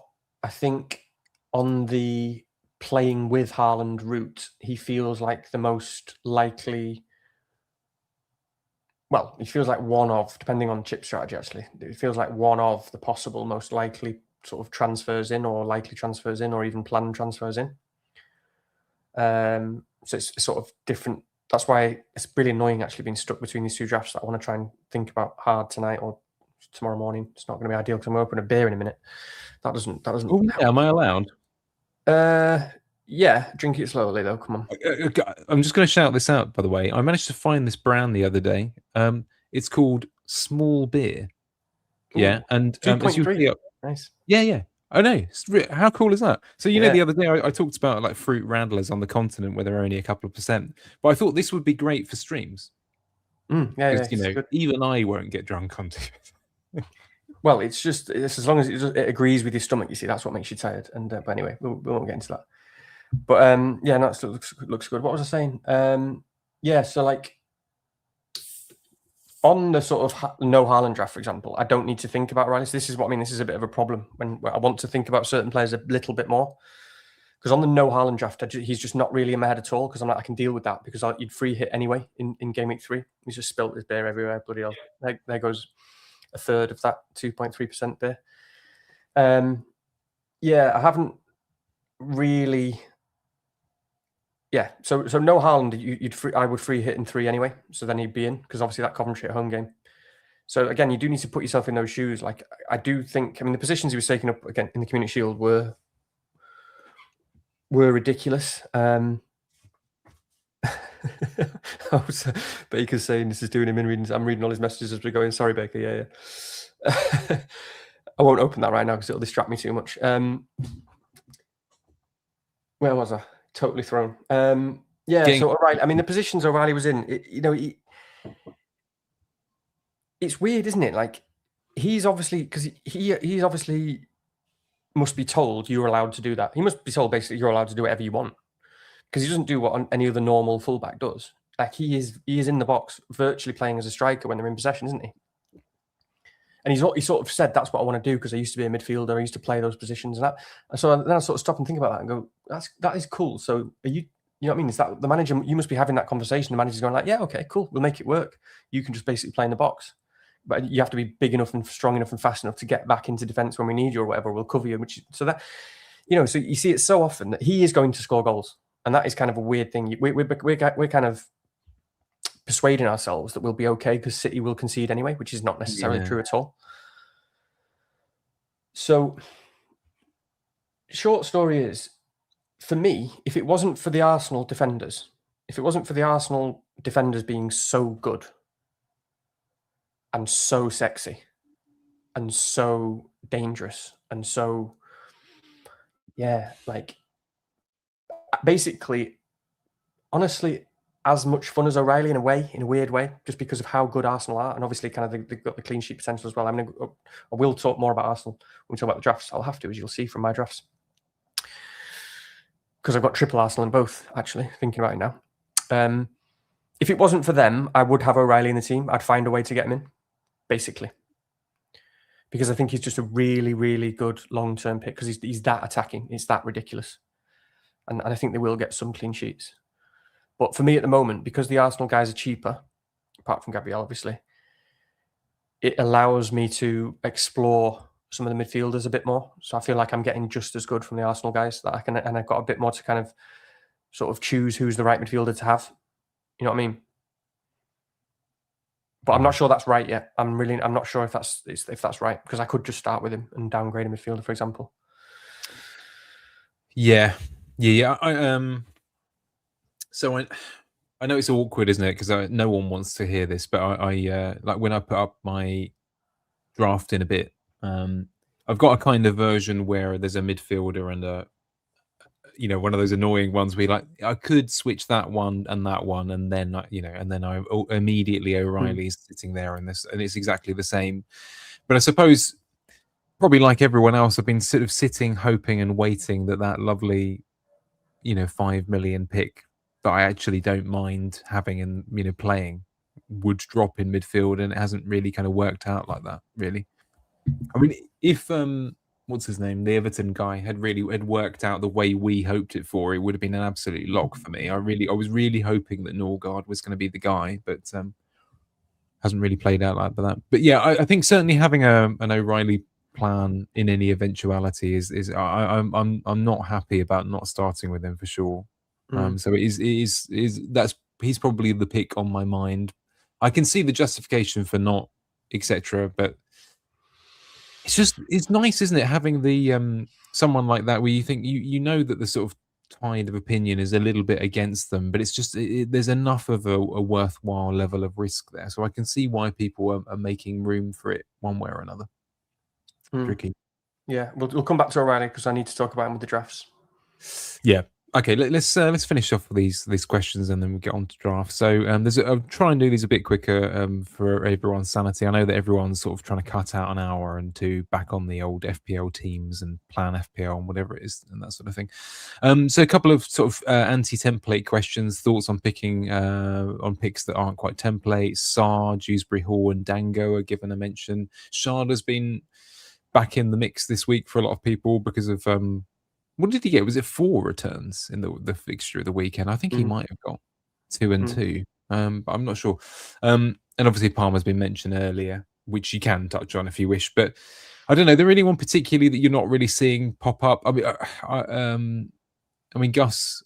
What I will say is, I think it's been said a few times this week, isn't it? I think Late Riser said it a few times that there are just so many good picks, lots and lots of good options. The reason why we're struggling with some of them is just simply that there are more unknowns with some. I mean, Sarr is a great example. When I logged on for the first time, immediately put something together, I immediately put Sarr in because he's like 6.5. This guy's absolutely ridiculous. And I was just hoping that we would see something from Palace. And I mean, maybe we have. I haven't really followed it closely enough, but there's just not enough evidence there to do it. But I definitely want, well, the draft that I'll show, 2 of the players in my midfield, well, maybe even 3, potentially could be him later down the line if he turns up good. Because I think he's got Ipswich in game week 4. There's a nice couple of fixtures there. So you never know. He's someone I quite like. I think he's worth more than what he is potentially. So he would be the one that jumps out at me there. But I like them all, really. Dango's a funny one, isn't it? Because he's one of those picks where it always feels to me like feast or famine, but I'm sure it's not the case. But Brentford did impress. So are you interested in any of those, or is it a little bit of a kind of wait and see? I like them all, but I think I just haven't. Again, I just unfortunately haven't had the headspace because of the structures that I've been in and the kind of the 2 drafts that I pick in between. But saying that, I mean, it is because, for example, for me, I've talked a lot about Anderson, and rightly or wrongly, I just have him above. I mean, at the moment, it's all about the knowns, isn't it? I mean, with all of those guys who I like, you sort of don't know what the team's going to look like. You don't, it just feels more of a bet these days, and it is a shame, isn't it? It's like it's DEFCON times models these days. Make it very difficult to justify the logic of kind of going for one of these guys. I mean, I say that, and Sarr's probably on penalties, I guess, so he probably should be in more teams. He probably should be higher up, and it's just been quiet around Sarr. Whereas Dango, Dewsbury Hall, I like them a lot. I mean, you know, Brentford, Dango, there's big chances. He has such good involvement. But I don't know what the minutes look like exactly. I don't really know, in terms of thingy that they signed as well. So it is a bit of a shame because, there's a lot more kind of, robust picks in terms of, and players that I like. Njai is very popular and he's very big on the models, and I just don't really like Njai, and it's just one of those things. I love him as a player; he's fantastic as a player. But I owned him for most of last season. Incredibly frustrating to own. He's just such an unselfish player. So he's just for me, he can still be very good. Don't get me wrong; he is definitely objectively a good pick, a very good pick, and he's on penalties. He just spends so much of the game at left back or right back, basically, for me and Jai, just winning the ball back, getting the ball upfield instead of actually being the one who's at the end of things.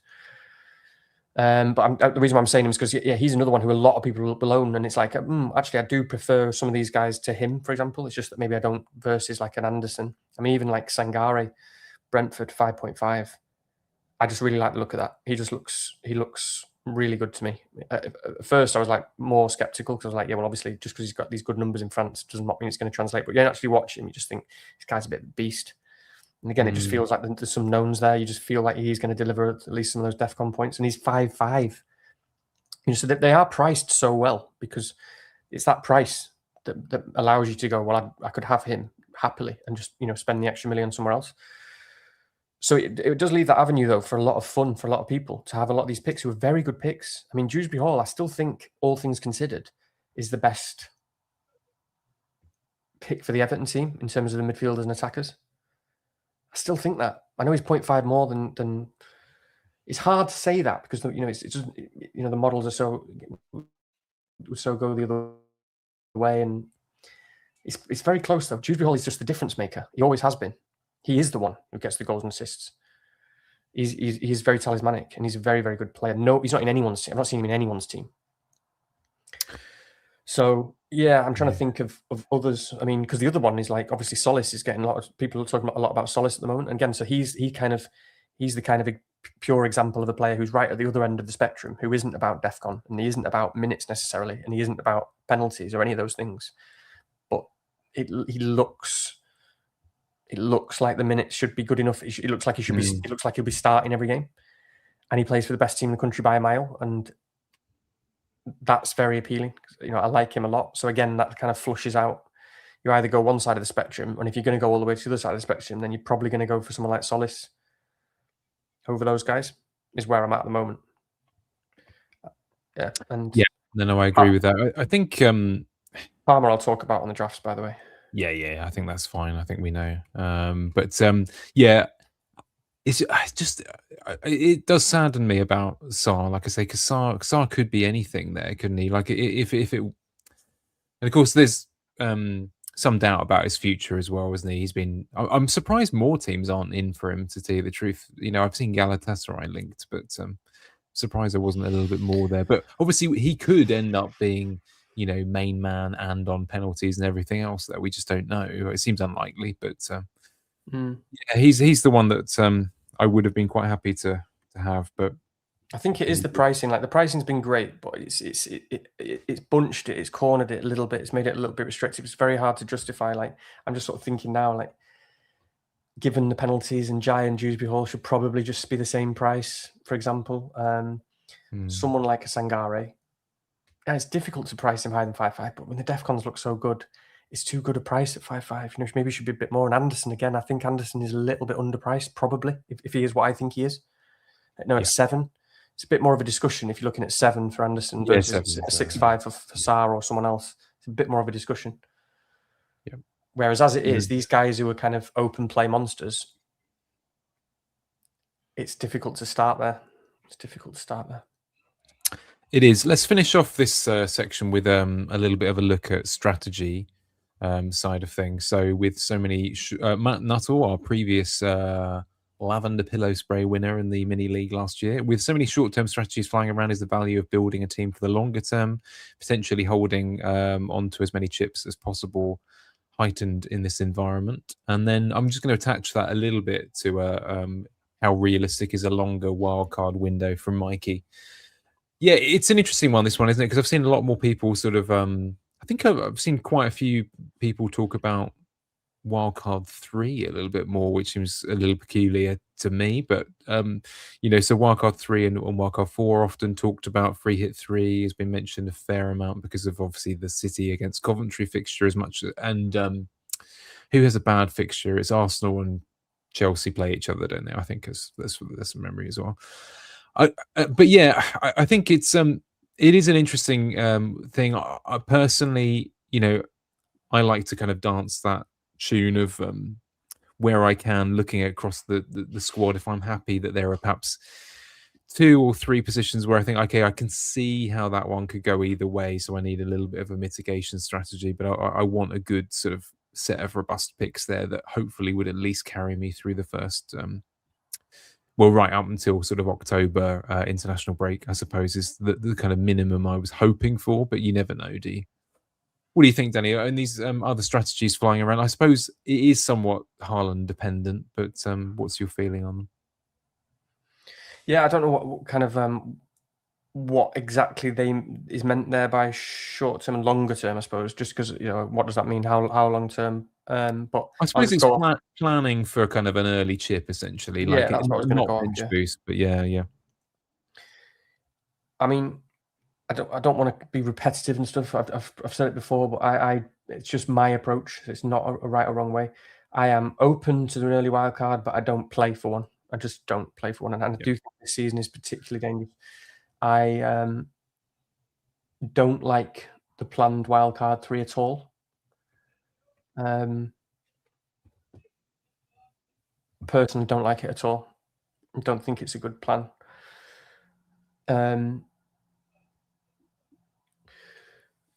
There's just we always say about there's kind of a lot to learn and all that sort of stuff, and it's fine. And as I say, I might get to 3 or 4, and information changes, and it could be the time to wildcard for lots of different reasons. That's absolutely fine.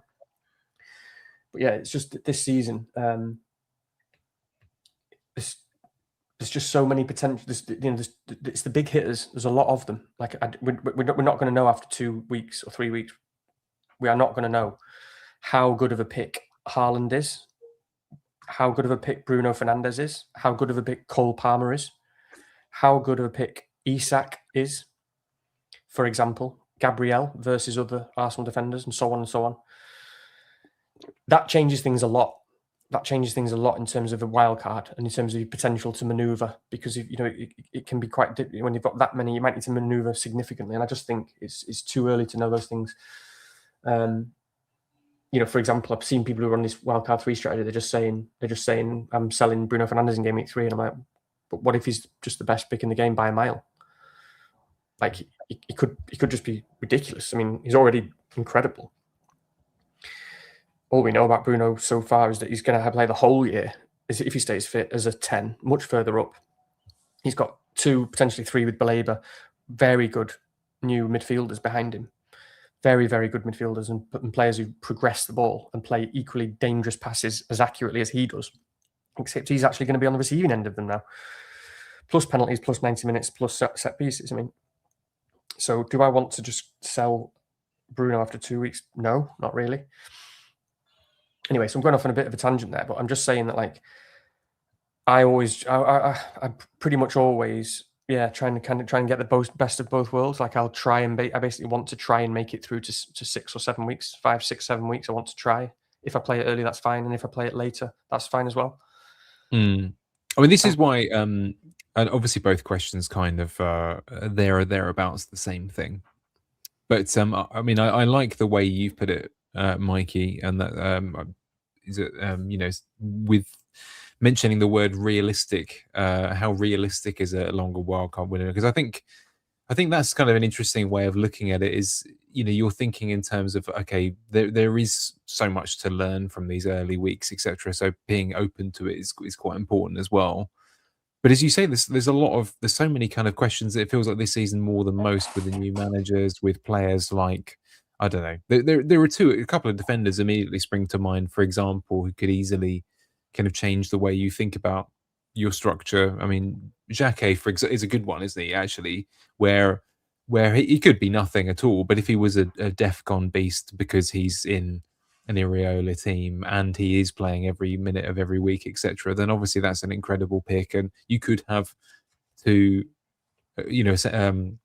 players for 9.5 million from two top 4 teams, raking in points each week if you have Konsa as well.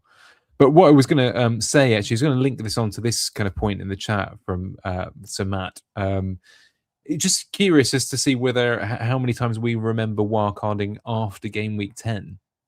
I don't know if that's a kind of arbitrary kind of number, but I get your point, Matt. It is very rare that most of us actually ever reach these kind of long-term thresholds. I know a lot of managers have kind of ambition. I think it was FPL Rhinos, who's the Leeds correspondent at Planet FPL and really knowledgeable. And I might be wrong about this, so correct me if I'm wrong, but I think it was sort of game week. It's either like 17 or 13 or one of these weeks that long term into the future. It's quite an interesting kind of approach. I don't know. What are your memories of wildcard time? Is it very much just a case of planning for long term, but being open, as you say? But generally, what's your habit? Is there a set habit at all, or is it very much go with the flow? I think long term in my head is my long term is my window. I don't look past 7 weeks ish at the start of the season. I was thinking 8 myself. Yeah, so that makes sense. Sometimes it's 6, sometimes 7, sometimes 8. So if I wildcard at the end of that, that is long term for me. So yeah, I mean, virtually never go past wildcard 10. Can't remember the last time. Last year was week 4. So yeah, that kind of is quite long term to me. There's a huge difference. I mean, the amount of information, and it's not just information, but also kind of transfers. I mean, again, with something like wildcard 3 or with even wildcard 4, people kind of say, "Oh, wildcard 3, we have two transfers if everything goes." So if everything goes really well, we'll have 2 transfers, or you could get to 4 and have 3, and then factor in that things probably won't go well. So you probably will use 1 transfer, especially if you go to 4, something like that. But because that is so early in terms of information, particularly for this season, potentially, so you've got to think about if you played this out as a simulation 1,000 times, how robust is it against that kind of information that we might learn? And I just think with so much to learn, when I talk about those players like Isak and Haaland and Palmer with the injury and stuff like that, fitness is playing a huge part in it this season, huge part in it. Like Haaland might be good and stuff, but he isn't going to be fit for another 6 weeks. He still might score some goals, but the teams aren't going to be fit. Isak's not going to be fit. If he's going to be fit, he's not going to be fit for another 6 weeks. What does that look like? I mean, in 5 or 6 weeks, if Isak has played every game and he's continued to play every game, and builds his fitness, he might be ridiculous as a pick. Now, that's fine. You might be already planning to buy him, but also maybe Palmer. Maybe Palmer just become, do you know what I mean? So these are guys that have got to build up that fitness. And so if you go in game week 2, game week 3, game week 4, it's very likely that you're going to have to react to those changes of information. You're going to have to react to them because it's also about team value by spending your transfers. And so for me, there's lots of scenarios there where you're basically not almost playing catch up. You're almost surviving. You're reacting to information every week, probably having to make transfers. I know you can wildcard into robust picks that you think, well, why would I do that? I'm going to pick him, and him. They're all 90-minute players on penalties. And yeah, but that's in a perfect world. Yeah, we think we know a lot about them now, but lots of other picks will emerge, and some of the theoretically good picks won't be good picks, and so on and so on. And if it is about the big hitters that you've got wrong, suddenly you've got to use at least 2 or 3 transfers to get back to them or to move it around. And so suddenly you're in a situation where you've used your wild card, you've got no transfers, you're 5 or 6 weeks in, and you're scrapping. You know what I mean? That's the potential. I'm playing, again, the pre-mortem, the worst case scenario, whereas anyone who's been a little bit more balanced about it and not just sort of tried to attack really aggressively the first 2 or 3 weeks, or tried to play, tried to sort of, find a balance between being open to both. You could be in game week 5 or 6. Maybe you've used all your transfers as well. Maybe you've got 2 or 3 transfers, but you used a free hit, which I don't mind. I'll come back to in a second. But you've got a wild card still, when actually, the difference in information after 7 weeks versus after 2 is monumental. And then you're in a much stronger position then to set yourself up in a way that will be different. The team will be different. You will be more robust. It will be better because you'll have had a lot more information. That's just virtually a fact to me in terms of it, in terms of a wild card then. But it doesn't mean that a wild card in 3 or 4 it couldn't be good. It could be good. It's just that I'm not absolutely committing to it. I suppose just to get on that point about the free hit, I could have talked about when I get to the drafts, but just now that it's in my head. I also don't mind at all, really. It depends on your strategy, but for example, a free hit in 3 or something like that, or if it's, let's just say 3. So let's just take up one strategy as an example. If it was the NO Haaland strategy, the obvious free hit if you're going to do it is 3. I really don't mind it because, again, free hit in the first half of the season is very different. There's no blanks or doubles. I know there's a 5%, 2% chance of another or whatever, but let's just say there's not going to be any blanks or doubles. So a free hit, yeah, it's nice to have it in the back pocket. Don't get me wrong. That's one thing that's nice. It's nice to have it as an emergency in case something really bad happens. So that's the benefit of the free hit. Other than that, it's quite a dangerous chip. For most of the time in the first half of the season, you're not really going to, there's a very high likelihood that there isn't really going to be a week where you're like, this looks like a really good week to free hit. Because if you're free hitting, you're almost invariably going to be taking out really good picks. You might have Haaland and Bruno in your team. You might be taking them out on a free hit, or whoever, taking Palmer out. So what I'm saying is you're generally going to have a good team if you've kind of, that's what you'd hope for the first half of the season. Week 3 looks nice because it is one of those real standout weeks in terms of it kind of ticks both boxes of you get a load of players potentially. So that if you're on that strategy, you get a load of players, for example, from Man City that you don't already own with an incredible fixture. And obviously, Arsenal play Chelsea. So you might have, if you're on that strategy, you're going to have 2 or 3 Arsenal players / defenders playing Chelsea who are really good. You're going to have Chelsea players because you're not free hitting in 4. So you're going to have João Pedro, Palmer playing against Arsenal. So in a world where it very rarely looks and feels good to use a free hit, that is one week where it does look very good. So it's very useful because you get to keep the best chip in the game, which is the wild card. So I know that's quite a specific example, but if there is that scenario where there's a nice time to use the free hit, but you get to keep the wild card, that's what I would want to do, especially this season. Where you're going to sort of, as I say, that information is going to be so useful. So I don't know if that's a bit of a rant there, but they're all fine. But for me, I don't want to commit to a wild card that early this season at the moment. I think, I'll just agree a little bit here with our good friend Joseph Robinson. I love to get in that position where, I mean, not exactly this, but I know what you're getting at, Joseph, which is that position of, you don't need to be pushed by any means. I think it's giving you that optionality is really nice. I'm going to ask you a slightly bizarre question before we move on to drafts. But just to answer a couple of questions from the chat, in terms, if you asking kind of complicated draft questions, with lots of respect, and I'm really pleased that you're here, but if you wouldn't, what you're probably best off doing is drop the comment kind of in the post stream questions, and then it's easier for us to answer there. It's I'm always wary of cutting Danny off mid flow. It would be grossly unfair, so I won't. Sometimes necessary. Yeah. But thank you for your question nonetheless. Before we go on, I'll put this up for you if I can. Where is it? Very much enjoying this chat. First time that you come up with my YouTube list. Well, welcome, Dommy1. His question is, what's the color coding on the map behind you? Yeah, I'm not certain actually. It's just not really got color coding actually. I don't think it's just a nice color. You can get them in different variations.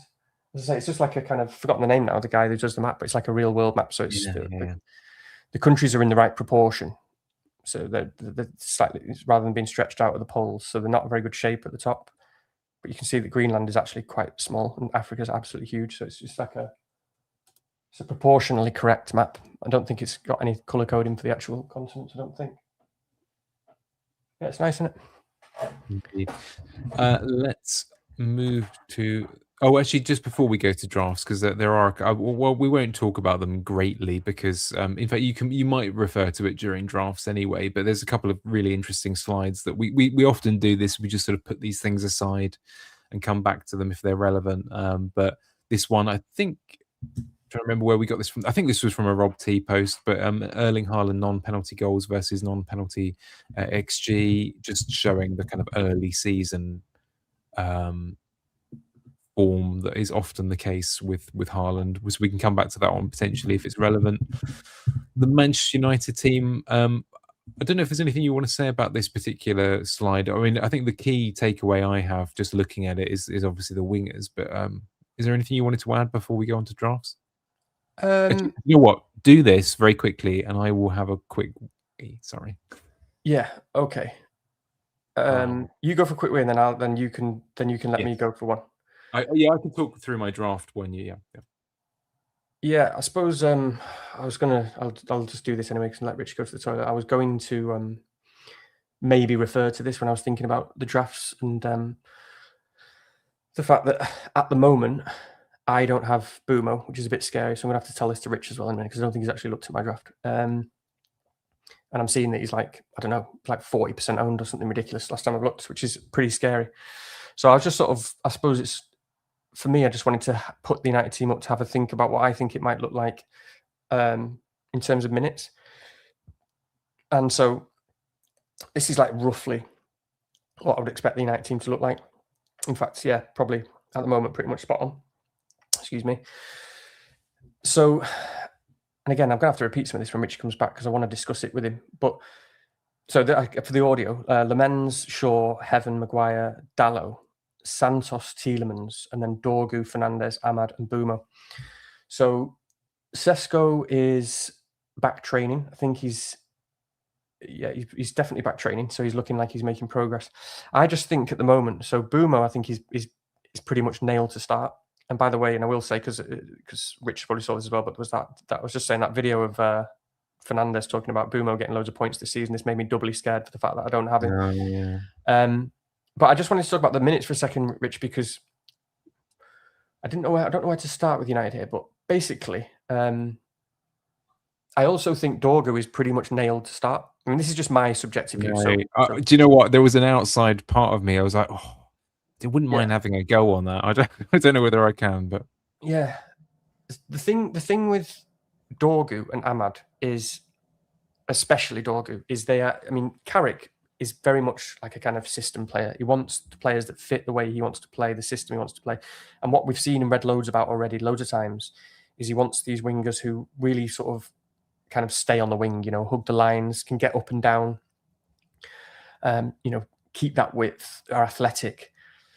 Ahmad is the same. He's very similar. He's very, very good at getting back, getting up and down the line, getting back, defending. Dorgu is sensational at it. He's an incredible athlete.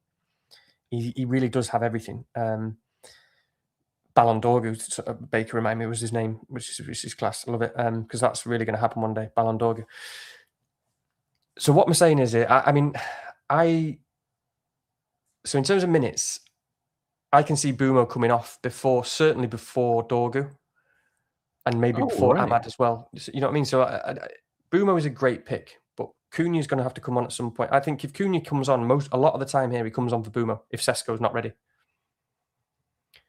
There's obviously a world where Ahmad can come off and Boomo can go to the right. Maybe that happens a bit more. I just think it's worth sort of pointing out that I think that in this team, Dorgu is more nailed than people realise. I find it difficult to see scenarios where he wants to take Dorgu off, especially playing the way he's been playing and just sort of and the type of player he is. So obviously he might not play well and then his minutes go down.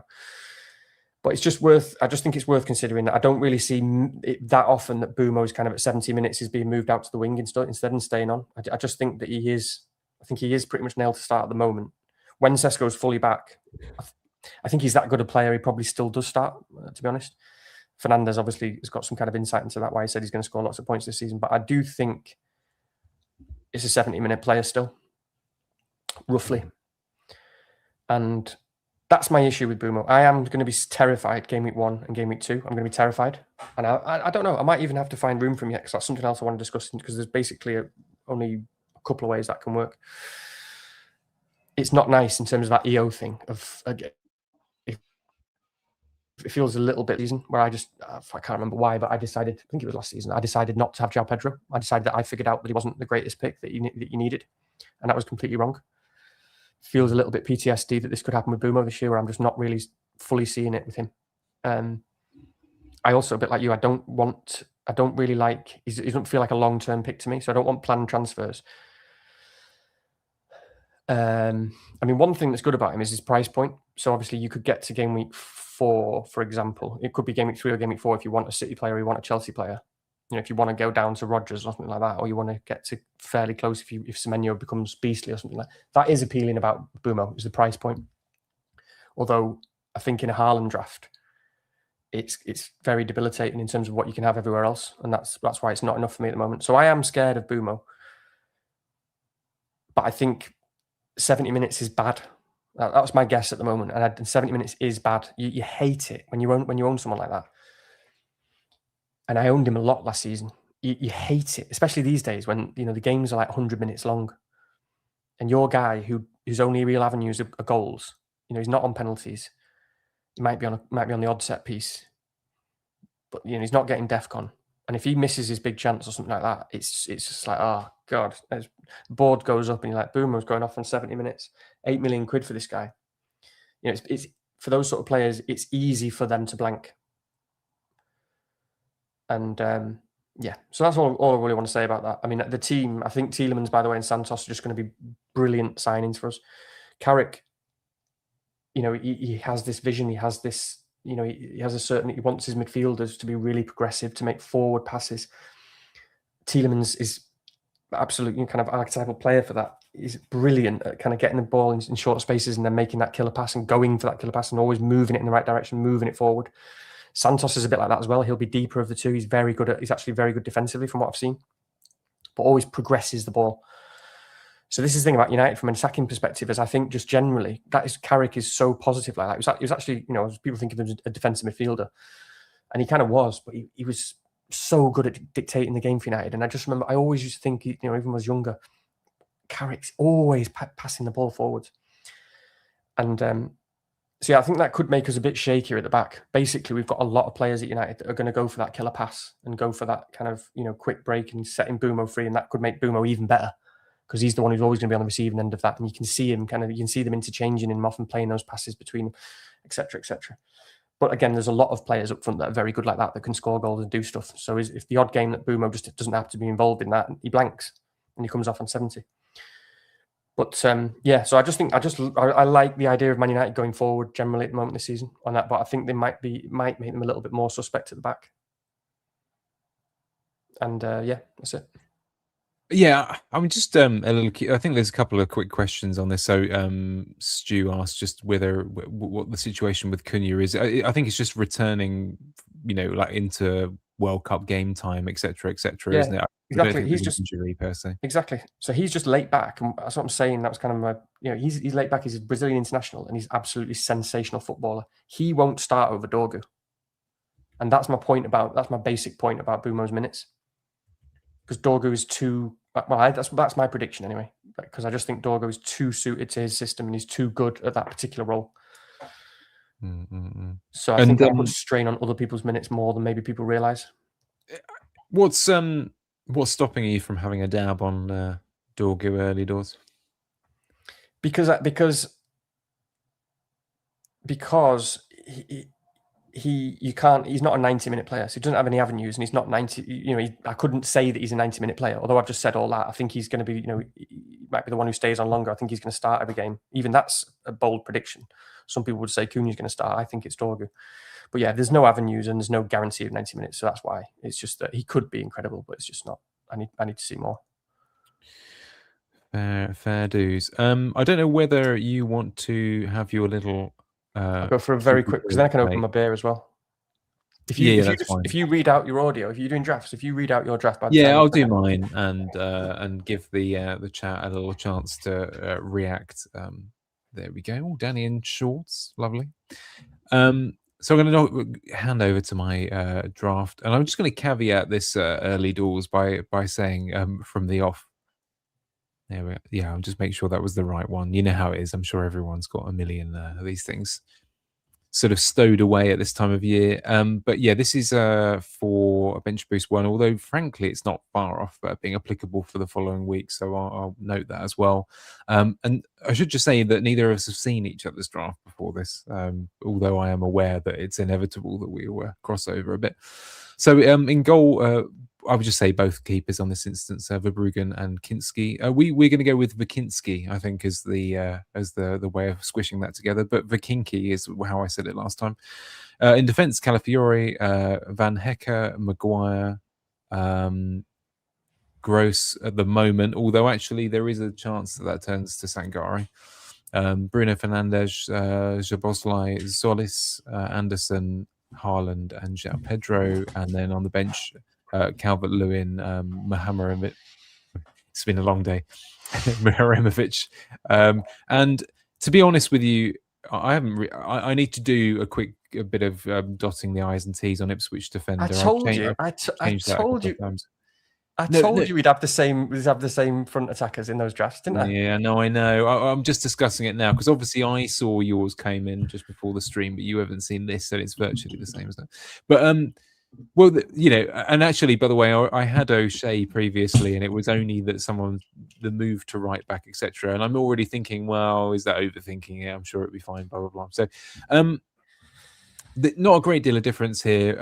I think the only thing I have said to our audio whilst you been away is obviously I have a little bit of a think about the Gross situation. I mean, it wouldn't be shocking if that was a Sankare slot. We'll see. I don't know. I think you'd probably leave it. I think it's sort of 70-30, but we'll discuss. We'll have a think about that.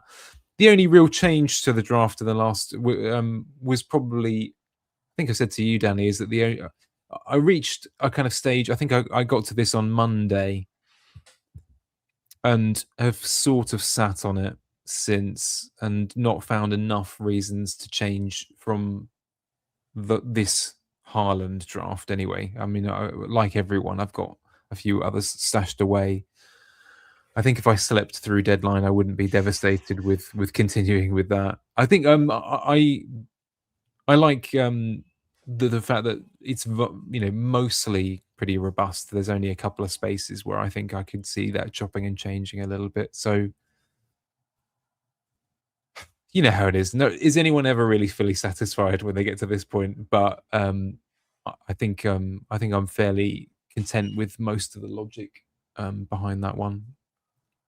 And we'll see your kind of more exciting kind of dilemma. Yeah, we can basically talk about the two drafts at the same time, then, can't we? Because we may as well. I'm just going to show you this, by the way, because I thought, well, because you were talking about Haaland, no Haaland in yours, the only thing I put up was that if I was, for example, ignore Njai, that's good. That could just be anyone at that price, because you know he's one of those annoying, like you need to find a 6 million guy. But I wasn't sure the O'Reilly versus O'Reilly structure where you have him there, no Anderson, but then Sangare was something else that I'd considered for a fair time as well. But I think all things considered, it's probably more likely to be this one. Go back to that other one a second. Yeah, I mean, I don't even know. I can't actually see the players down the bottom now. But that's right. So let me just think about that for a second. So Njai, Gross, Sangare. So the difference is, and it's O'Reilly over Van Hecke. So it's 0.5 there on Njai, and then 1 mil for Sangare over Solis. I think realistically, Njai would probably. I don't know. He's one of those annoying picks, isn't it? Where you logically it's there, but I've never really felt comfortable with it this summer. It's just. Well, we can talk about all at the same time, and then I'll talk about a no Haaland draft. So if you go to mine as well, and then we'll just sort of then because this one is basically a very kind of similar. The difference being, Mihajlovic has gone down to Rodon, and then Van Hecke has gone up to white, which is obviously very understandable. Yeah, so this is kind of where I got to on Monday as well, and as you know, I was on no Haaland, probably 60-40 for a long time. I was pretty sure I was going to do it, and then probably got to about 50-50. And then when I landed on this Haaland draft and some various thoughts, and there's a really sort of interesting point I'll make in a second in terms of the two drafts. I was probably leaning a little bit more towards this. And then actually last night I went to bed because I was trying to think hard because I've been away for a while, and I was trying to think hard before this pod because I was like, I want to know what I'm doing before the pod because I'll speak better about what I'm doing and I'll have more conviction, which usually works better for me. And I actually went to bed more back on no Haaland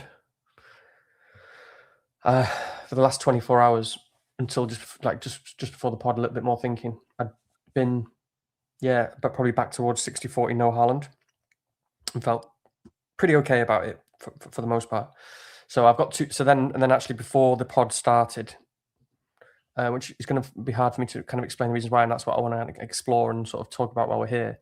And so some feelings is why I'm sort of back to probably 50-50. And that's why and I hate that, because I now need to think, and I'm going to have to, thankfully I'm not in work tomorrow, but I don't want my thinking to be on Friday. I hate that. That's ridiculous, because then I'll just then my brain won't let me think, because I'll just think, oh, well, what if I can't decide? And then I just won't decide. So that's not good. Anyway, maybe talking through a little bit will help. So yeah, same as Richie's team. This draft: Kinski, Calafiori, White, Maguire, Solis, Soboslai, Gross, Fernandez, Anderson, Haaland, João Pedro. Bench for Bruggen, DCL, Rodon, and O'Shea, with a bench boost, one in mind. So the biggest thing missing here from most template Haaland teams that you see on Twitter is Boomo. Same for both of us. Yeah. So I'm scared. I am scared. I think Boomo will score, which is not good. You say to yourself, well, if you feel that confident someone's going to score, you should probably have them in your team. And he could go to town. I mean, he's an incredible player. So he could go to town. He could get 3 goals in the first 2 games, no problem. And then, you're gutted, because it's difficult to catch up with that. Mm-hmm. I don't like most of the teams that I see on Twitter that have Boomo in. I don't like, most of them have got kind of a 5 million midfielder and maybe Gross, or, and another, the kind of a 5.5 and a 5 is generally what I've seen about a lot. And I don't like it. I think it looks weak and not robust. And I think it's one of those things that you sort of piece together, and you feel like it's okay for game week 1, and it very quickly gets out of hand. Obviously, having said that, a lot of people have got, for example, Gomez at 5. Maybe he plays in the front 3 for Brighton. Maybe he's just a really good pick. But for me, again, if you play that as a simulation, it just doesn't feel robust. So it's one of them. I say all that, I'm still scared of no Boomo. So I quite like, though, at the moment, the idea of instead of having Boomo, having potentially 2 midfielders that I do really believe in, that I feel very solid about, that I don't, certainly with Anderson, I don't mind playing him every single week. So that feels kind of quite robust. Solis is a bit of a fun pick. It's not really a me sort of pick, to be honest. He only really came into my thinking after the Community Shield, and then sort of thinking, how open am I to this? Because, I mean, he stayed on the whole game. There's been lots of good words about him. He's obviously an output merchant in terms of the natural sort of player he is. Doesn't mean he's going to be able to recreate that in the Premier League. But in terms of the sort of person he is, you always like someone who just looks for goals and assists, which he obviously does. Ridiculous amount of them. I thought he easily could have scored in the Community Shield. There was one chance that he had that he basically just air kicked it. Probably should have top binsed it. I saw you trying not to yawn then, Richie. It's either me bored. No, I'm fine. Yeah, I'm okay. Like, it's one of those where you feel like, that's worth, I don't mind having a bit of fun there, because he could, there's 2 sides to the Solis thing, because he could be great and he could be very good. It's a bit front heavy, because a bit like the defenders, he could be. The thing with Arsenal is, if I just remind myself of like the fixtures, particularly for the attackers, and the sort of downside of Solis is, yeah. I mean, I've remembered them off the top of my head. So it's Coventry, followed by Aston Villa away, Chelsea at home, and then there's, I can't remember the order, but they've got Sunderland away, away, and then Brighton away. That's it. So I know that Arsenal defence is a slightly different discussion, because their defence is unbelievable. And, obviously we know in terms of odds that they're better kind of odds for everyone else. And the other reason, we'll get onto the defenders in a minute, because there are other reasons why they're unbelievable. But Villa away, Chelsea, Villa, yeah, they're depleted, but Emre's a good coach. He tend to do well against Arsenal. But Villa away, Chelsea at home, Sunderland away, Brighton away are bad fixtures. And there's a lot of those games when you've got kind of a big squad or decent players. It depends what Solis looks like. So you might not want to play him in those games. Again, that doesn't necessarily really matter, because you've got lots of other players that you might be happy to play. But I'm just saying it's worth mentioning. That is a downside with Solis. But at 6.5, yeah, I just liked what I saw of him in the Community Shield. I like the confidence. I know it's City were tired, but it's still a game. It's well, I was going to say Wembley then, but it was Cardiff or something, wasn't it? But big game, and just showed up. 90 minutes, blah blah blah.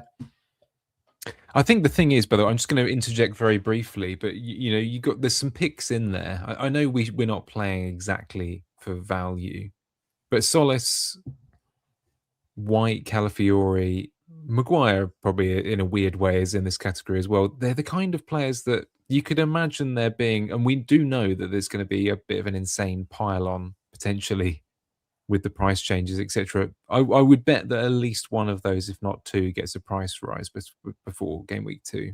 Even though it's irrelevant in the sense that the fixture's worse.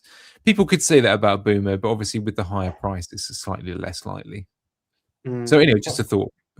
What's his ownership actually at the moment, Solis? How much has it gone up by? It's 19%, so that's pretty high now. Yeah. So, but yeah, you're right. 19% has a lot of potential to be one of the guys. If you're sort of expecting someone that might get 2 or 3 early price rises, it could be him. Coventry at home.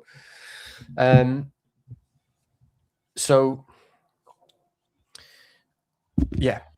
I don't like. I probably should talk about some of these midfielders more than maybe I would have done otherwise. Now that I'm looking at more people's drafts and more people are removing people and so on, Szoboszlai for me is still absolutely nailed. A bit like Gross. So sometimes you just get picks that come along. For me, and the thing is, I think probably for a lot of people, these two have been victims of just kind of being in our teams for so long. People maybe just got a bit bored and then started to think of the downside and started to think of, oh, do I want that? Is he such a great pick? And I like to think I stay a bit more robust against that. Like I just kind of try not to let that happen. And for me, it's just been like Szoboszlai and Gross are just gifts. They're just absolute gifts. Especially Gross. Gross is, I don't know if I said this already on the last pod or if I was just talking to someone. I was talking to Alar about him the other day, and maybe it was that. But I remember last season, because I didn't actually own Gross last season at all. I was one of the ones who got on Hinchelwood just for the upside, and like nobody owned him, and he was a great pick. And at the time when everyone got on Gross in game week 32 or whatever, it was a bit of a model pick because he hadn't actually done anything up to that point. He didn't look that great, and obviously started to get loads of points. But I actually watched Brighton and watched the games, and I was like, holy shit, Gross actually looks incredible here. I remember literally being like, what the hell? Like I was expecting to just see, oh, Gross had just been taking a few free kicks and got some lucky returns and how dare he, and Hinchell would be up front. But Gross just looked everywhere. He looked absolutely ridiculous. And I'm not saying he's going to, he's on the older side. I'm not saying he's necessarily going to carry that into this season. But when you combine like the way he just looked in this system, his confidence, his ability, his directness, his positioning, his aggressiveness as sort of just making things happen, his touches, the number of touches he has. And then you combine that with the fact that he's on penalties, at least for now. And to be honest, I think he'll be on them for a good while. Don't see why some big, massive young striker is going to take him off him straight away. He might, but I think he'll be on penalties. He's on all free kicks. Brighton have already been, they've already talked about the fact that they've really been focusing on their set pieces pre-season and how they want to score more goals from set pieces. There aren't many players in the league who just take all the set pieces. Gross is one of them. So it's just, I don't really want to sit here talking everyone into buying him. I assumed that everyone owned him, and I don't really want to do that because I want to win FPL. I want to beat everybody. So I don't really like doing this and talking people into getting picks like Szoboszlai and Gross, but they're both gifts to me. And I know Szoboszlai is a little bit more questionable because I have said before I expect Isak to take penalties. He might not, but I would have thought Isak would step up and take them. But Isak's only going to play, he's still going to struggle for fitness.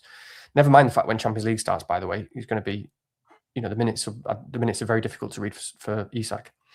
Szoboszlai's just on the pitch all the time, and he's just one of those guys who makes things happen. He's just so many avenues. Ridiculous value. I've already talked about Anderson. So it feels very solid with a bit of Solis spice thrown in. With the Arsenal defenders, it's not a good way to think, and I'll show it more on the NO Haaland draft in a second. But I don't like choosing between those Calafiori and White. I mean, if you've got Gabriel, so I'll show me the draft in a second, NO Haaland draft, which would have Gabriel as well. But I don't like choosing between those guys because they've both got ridiculous upside. Another thing that was a reminder for me for the Community Shield was just how good White is. I mean, I already knew how attacking he was. I didn't really, to be honest, need much of a reminder. But I think, personally believe the whole community underrate White's attacking threat. he's just so involved, and his assist threat is so high for me. He's such a menace. He's constantly trying to make things happen. He's constantly in the box, receiving that pass, doing the 1-2s, playing across. He's such a reliable player in that sense. And so you've got White, who's got Coventry at home, ridiculously attacking player, whose minutes look better, because I don't think Timber's going to play for 2, 3, 4 weeks at least. So they're front loaded, but they're solid. And he crosses that threshold of being so ridiculous that I want to own him, even though he probably is a transfer out at some point soon. Like, we've still got a bench in this draft, it's still reasonable. I don't mind having that. I've got bench players. And then Calafiori is similar. I'm more worried about Calafiori for sure. Like, I think the threat of him being sub before 60 is more real than possibly anyone else in the league in terms of a regular starter. Like, that's going to happen. It's hard to know which games. I would imagine, unfortunately, a Coventry game is probably the sort of game that's maybe more likely. I don't know, actually. Maybe if they're just, you know what I mean? It just depends on the game state and stuff. If 3-0 up, why not take him off? If it's Villa and they're 1-0 up and he wants to secure it at the back, because Hincapié is just a good pick. Is just a good player who Arteta obviously likes. He's really good. He's really solid. So he's just going to keep coming on. So I am fully worried about Calafiori, because there is nothing worse than a pre-60 sub. It's devastating. It's an absolute hammer blow to your team when you've got a £5.5 million Arsenal defender who's getting sod all because he's coming off early. But his attacking threat is obviously so ridiculous. I'm also too scared, essentially, to go without him. I also do play for that upside. These guys have got 20-point ceilings, no problem. They're absurd picks. And I don't actually want to choose between them. It just feels a bit silly. I just think, if I think they're both capable of 20 points, why am I choosing between them? Yeah, no, I understand. I think what's interesting is that it's a bit of an odd paradox, and obviously this is true for us both, but where a couple of the most high value, high ceiling picks in the game at the moment are also the ones that are most likely to leave the team for us. Because with Solis and Calafiori and White to some extent, they're all in this kind of category of, in a sense, they're the most exciting picks. They're on the best team and all that kind of stuff. But in another flip of the coin, they could be the ones that we want to lose out, that we want to move on. And this is, by the way, I mean, for you and I guess we have a similar position in this regard, is that this is why having a nice, safe as houses Leeds defender, robust and to come in is just a lovely thing, because I think if you are going for double Arsenal defence, you want that fourth defender to be someone you're genuinely quite happy to bring in.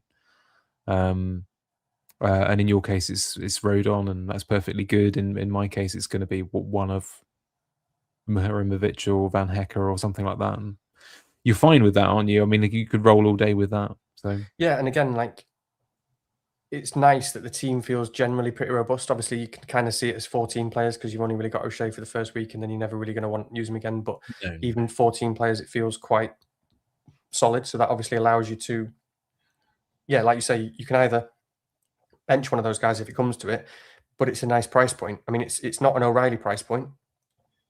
So as you can see, like we said there, like, it could easily be Solis could be Sangare, and then White could be, or Calafiori could be. Probably more sensible. I don't know which one. I'm not thought enough yet, but one of them could be O'Reilly.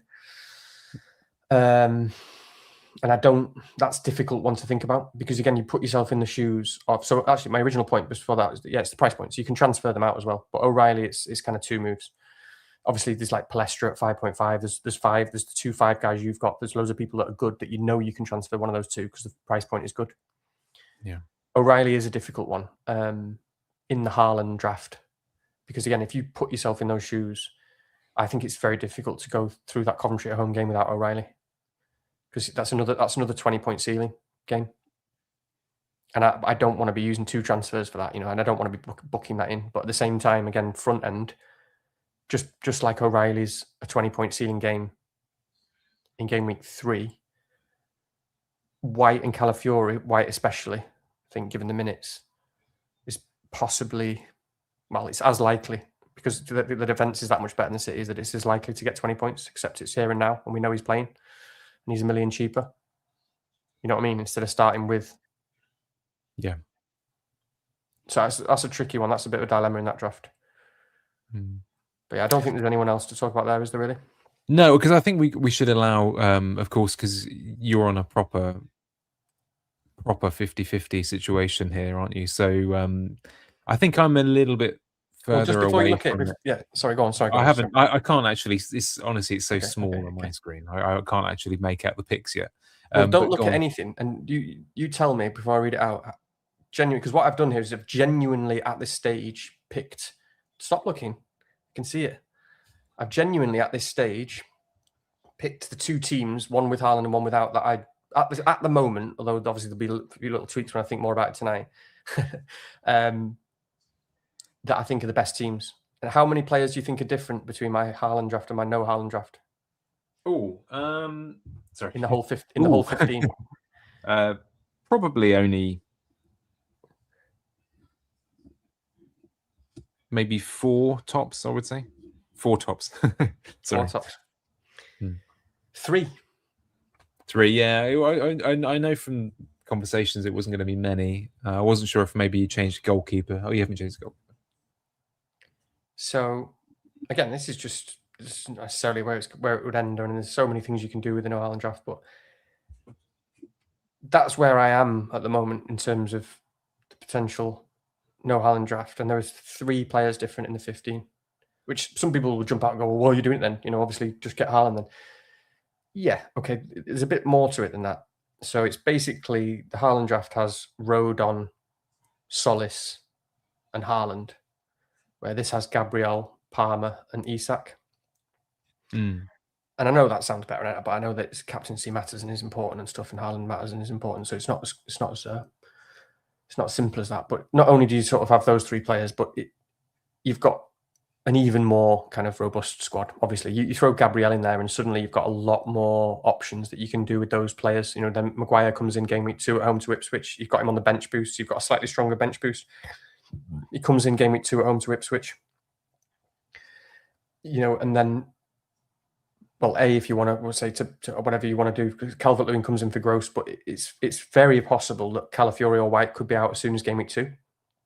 Or just not be options, or you might just think, well, Calafiori's, the minute he gets a 59-minute sub or something, you don't want to play him against Villa away. It's just like, it's too much. You're not going to deal with that. Or maybe Timber's back, and suddenly you're able to bench one of them. So your team's more robust, first of all.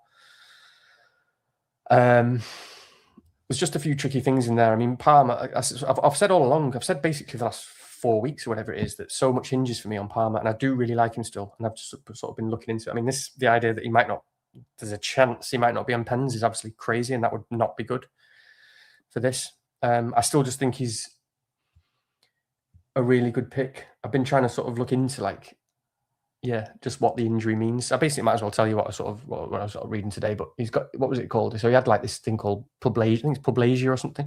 So it's like a chronic groin pain thing.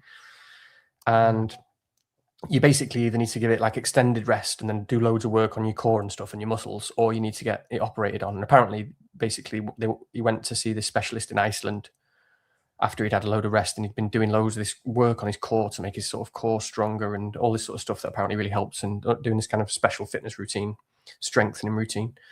And it basically said that this dude in Iceland said, you've been doing so well at that strength building that I don't think we should operate. I think it's better to just go like this. You should be fine now.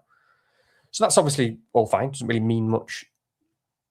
I'm just a little bit scared. I'd be a little bit scared because it's like playing in the Premier League is a different thing altogether. Suddenly twisting and turning in ways that you're not used to. One tweak, and you're like, for fuck's sake, he's got to get surgery, or he could be done or whatever. Anyway, I don't think that'll happen. And I know people don't like what they've seen from him preseason. I don't really care about that because it's just preseason. I'd care more that he's got the minutes and he's played a lot of games and he's good.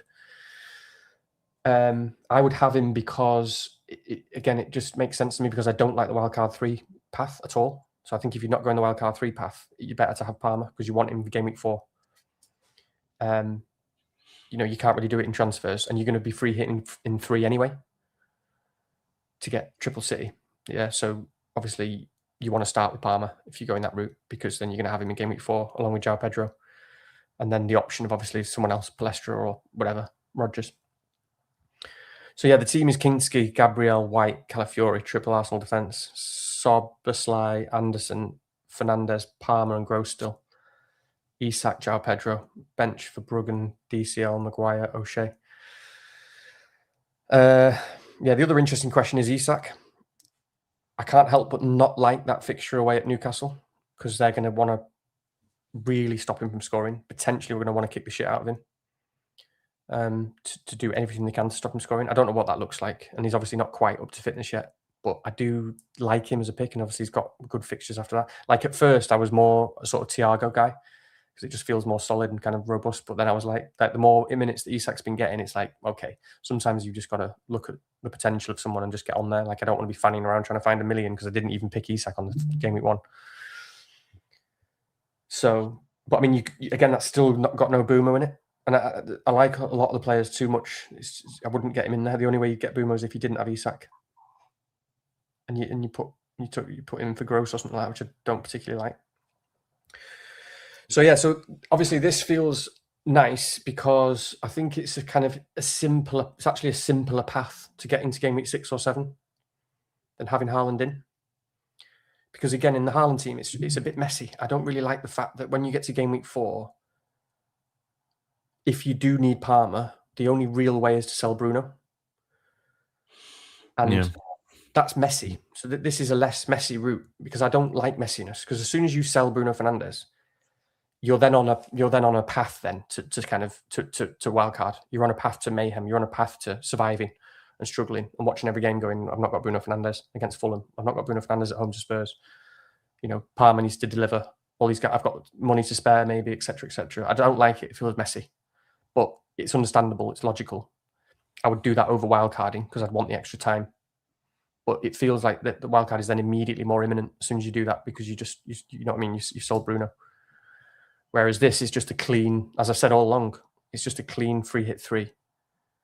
And then back to business.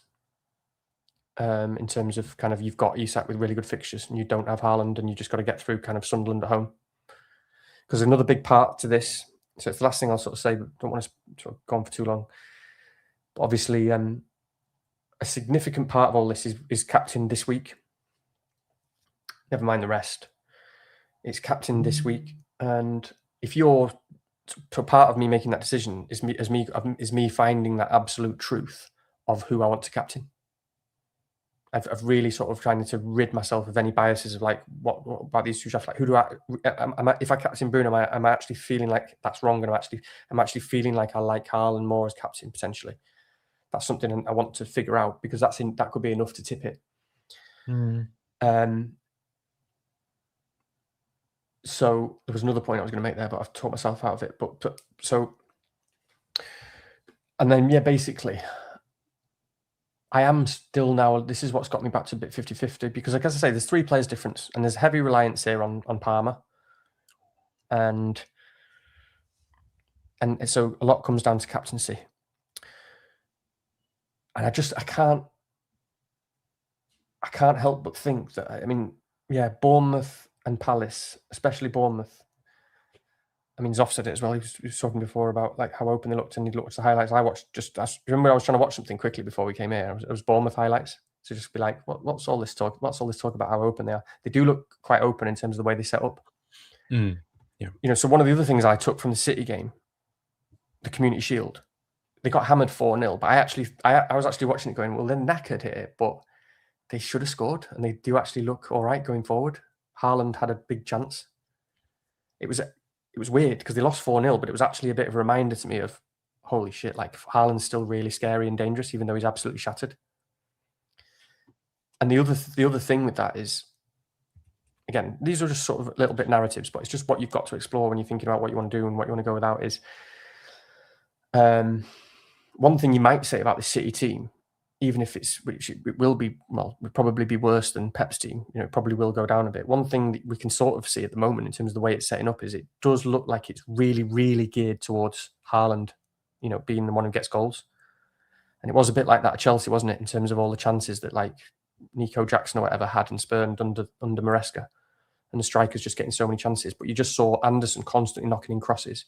You've got Foden playing as the number 10, who's able to play those passes through all the time. And you want 2 wingers who are just getting the ball into the box. And it's, you know, So it does feel quite Haaland central. And both the Bournemouth and I think Tom Freeman, for example, he did it. He wrote an article on his team reveal, and he had quotes from both the Bournemouth and the Palace manager, just both saying that like they're not ready and they're not fit. And then when you see that they look quite open. So all I'm saying is the feeling might be there that actually I want to captain Haaland. I'm not sure, because I do really like Holloway. Don't get me wrong, I really like Bruno. It is a really good fixture, but Haaland at home at the Etihad, you know, it's every time City score, you expect it to be Haaland, and so it's very, very tight for me at the moment. You see what I mean? You see these sort of dilemmas. I do. This is a very rational way, and I do like it a lot. I like having Gabriel there. I like all the big Arsenal guys, huge ceiling, and I still like Palmer a lot.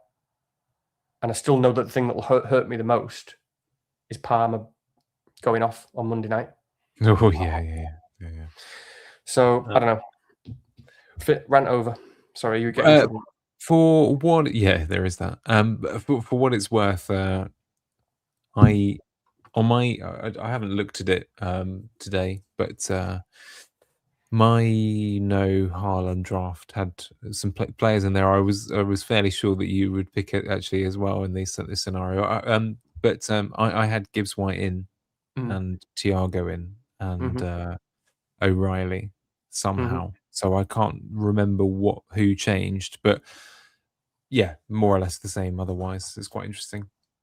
Yeah, I like all those guys. But you know me, like if it comes to a tiny coin flip, I'm going to go with the guy who I know is going to be there, hugging me and sort of handing out blankets. Yeah, so that that's the other thing about this path. It's not in terms of how clean I like it. Is you also don't need to worry about O'Reilly. You know, don't get me wrong, he's a good pick, but you're going to have him in game week 3. True.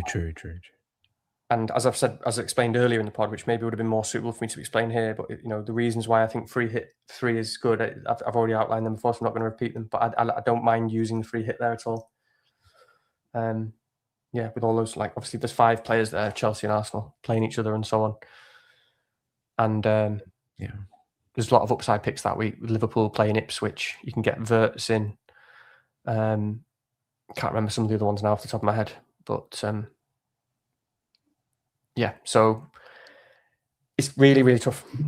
This is where I've always been at logic-wise, and I still may go there, but I'm not going to do it if I genuinely think Haaland actually might just be the best captain. Yeah. No, that's a good point. You've just reminded me, by the way, I don't know if he's still knocking about or whether he'll watch this later, but our good friend FPL Psycho, who obviously loves American Psycho, as your point about free hit 3 has reminded me of something that a line from the film about Huey Lewis and the News' song "Hip to Be Square," which is about the joys of conformity. And I was thinking about where you sometimes it's quite nice in that you'll go away from this thinking, well, yeah, I'm going to free hit 3. I have my plan. It's lovely. I don't need to think about it. It's there. The joys of conformity. Yeah. Or constraint, rather, I suppose, in that case. Yeah. Yes, lots of people saying that they agree with a lot of the points. They're just not brave enough. So yeah, that's fair. But it's a great draft, isn't it? I think there's not much to say about the picks other than just those names that we mentioned. I think we're all going to have those people that at some point never quite made it. And like I say, Gibbs White, Thiago, these kind of guys, you just know that they're always there lurking around. And yeah, what can you do? Yeah. No, I'll have a long think tonight. Well, hopefully tomorrow morning. So, but yeah, we better call it, haven't we? I think above average is starting now as well, so everyone can head over there. Not that everyone probably already has. I think they're just starting. I mean, come on, surely people can't do a 4-hour FPL marathon. Surely, maybe they will. We'll find out. It's true though. Our numbers are dipping, so we may as well clear off. Yes, thank you very much. We'll be back next week. Maybe we'll be in a shinier circumstance with our fancy new get up and intro music. We'll see. It'll certainly be soon. Anyway, we'll get around to it. Do make sure before you leave you hit the like and subscribe buttons on the way out, and check the comments below for for all things Patreon and that sort of thing as well. In fact, if you were lucky enough to have signed up, we'll figure something out about tomorrow, won't we? There might be some sort of cheeky little bonus something tomorrow, but we'll talk to our Discord about that. But anyway, good luck in your decisions. Make sure you get a good night's sleep. Don't sweat through the night, etc. Nice clear head. Go for a morning run, whatever it is that you need to do. I'm telling myself, really. Okay, great. We'll see you again soon. Nice one.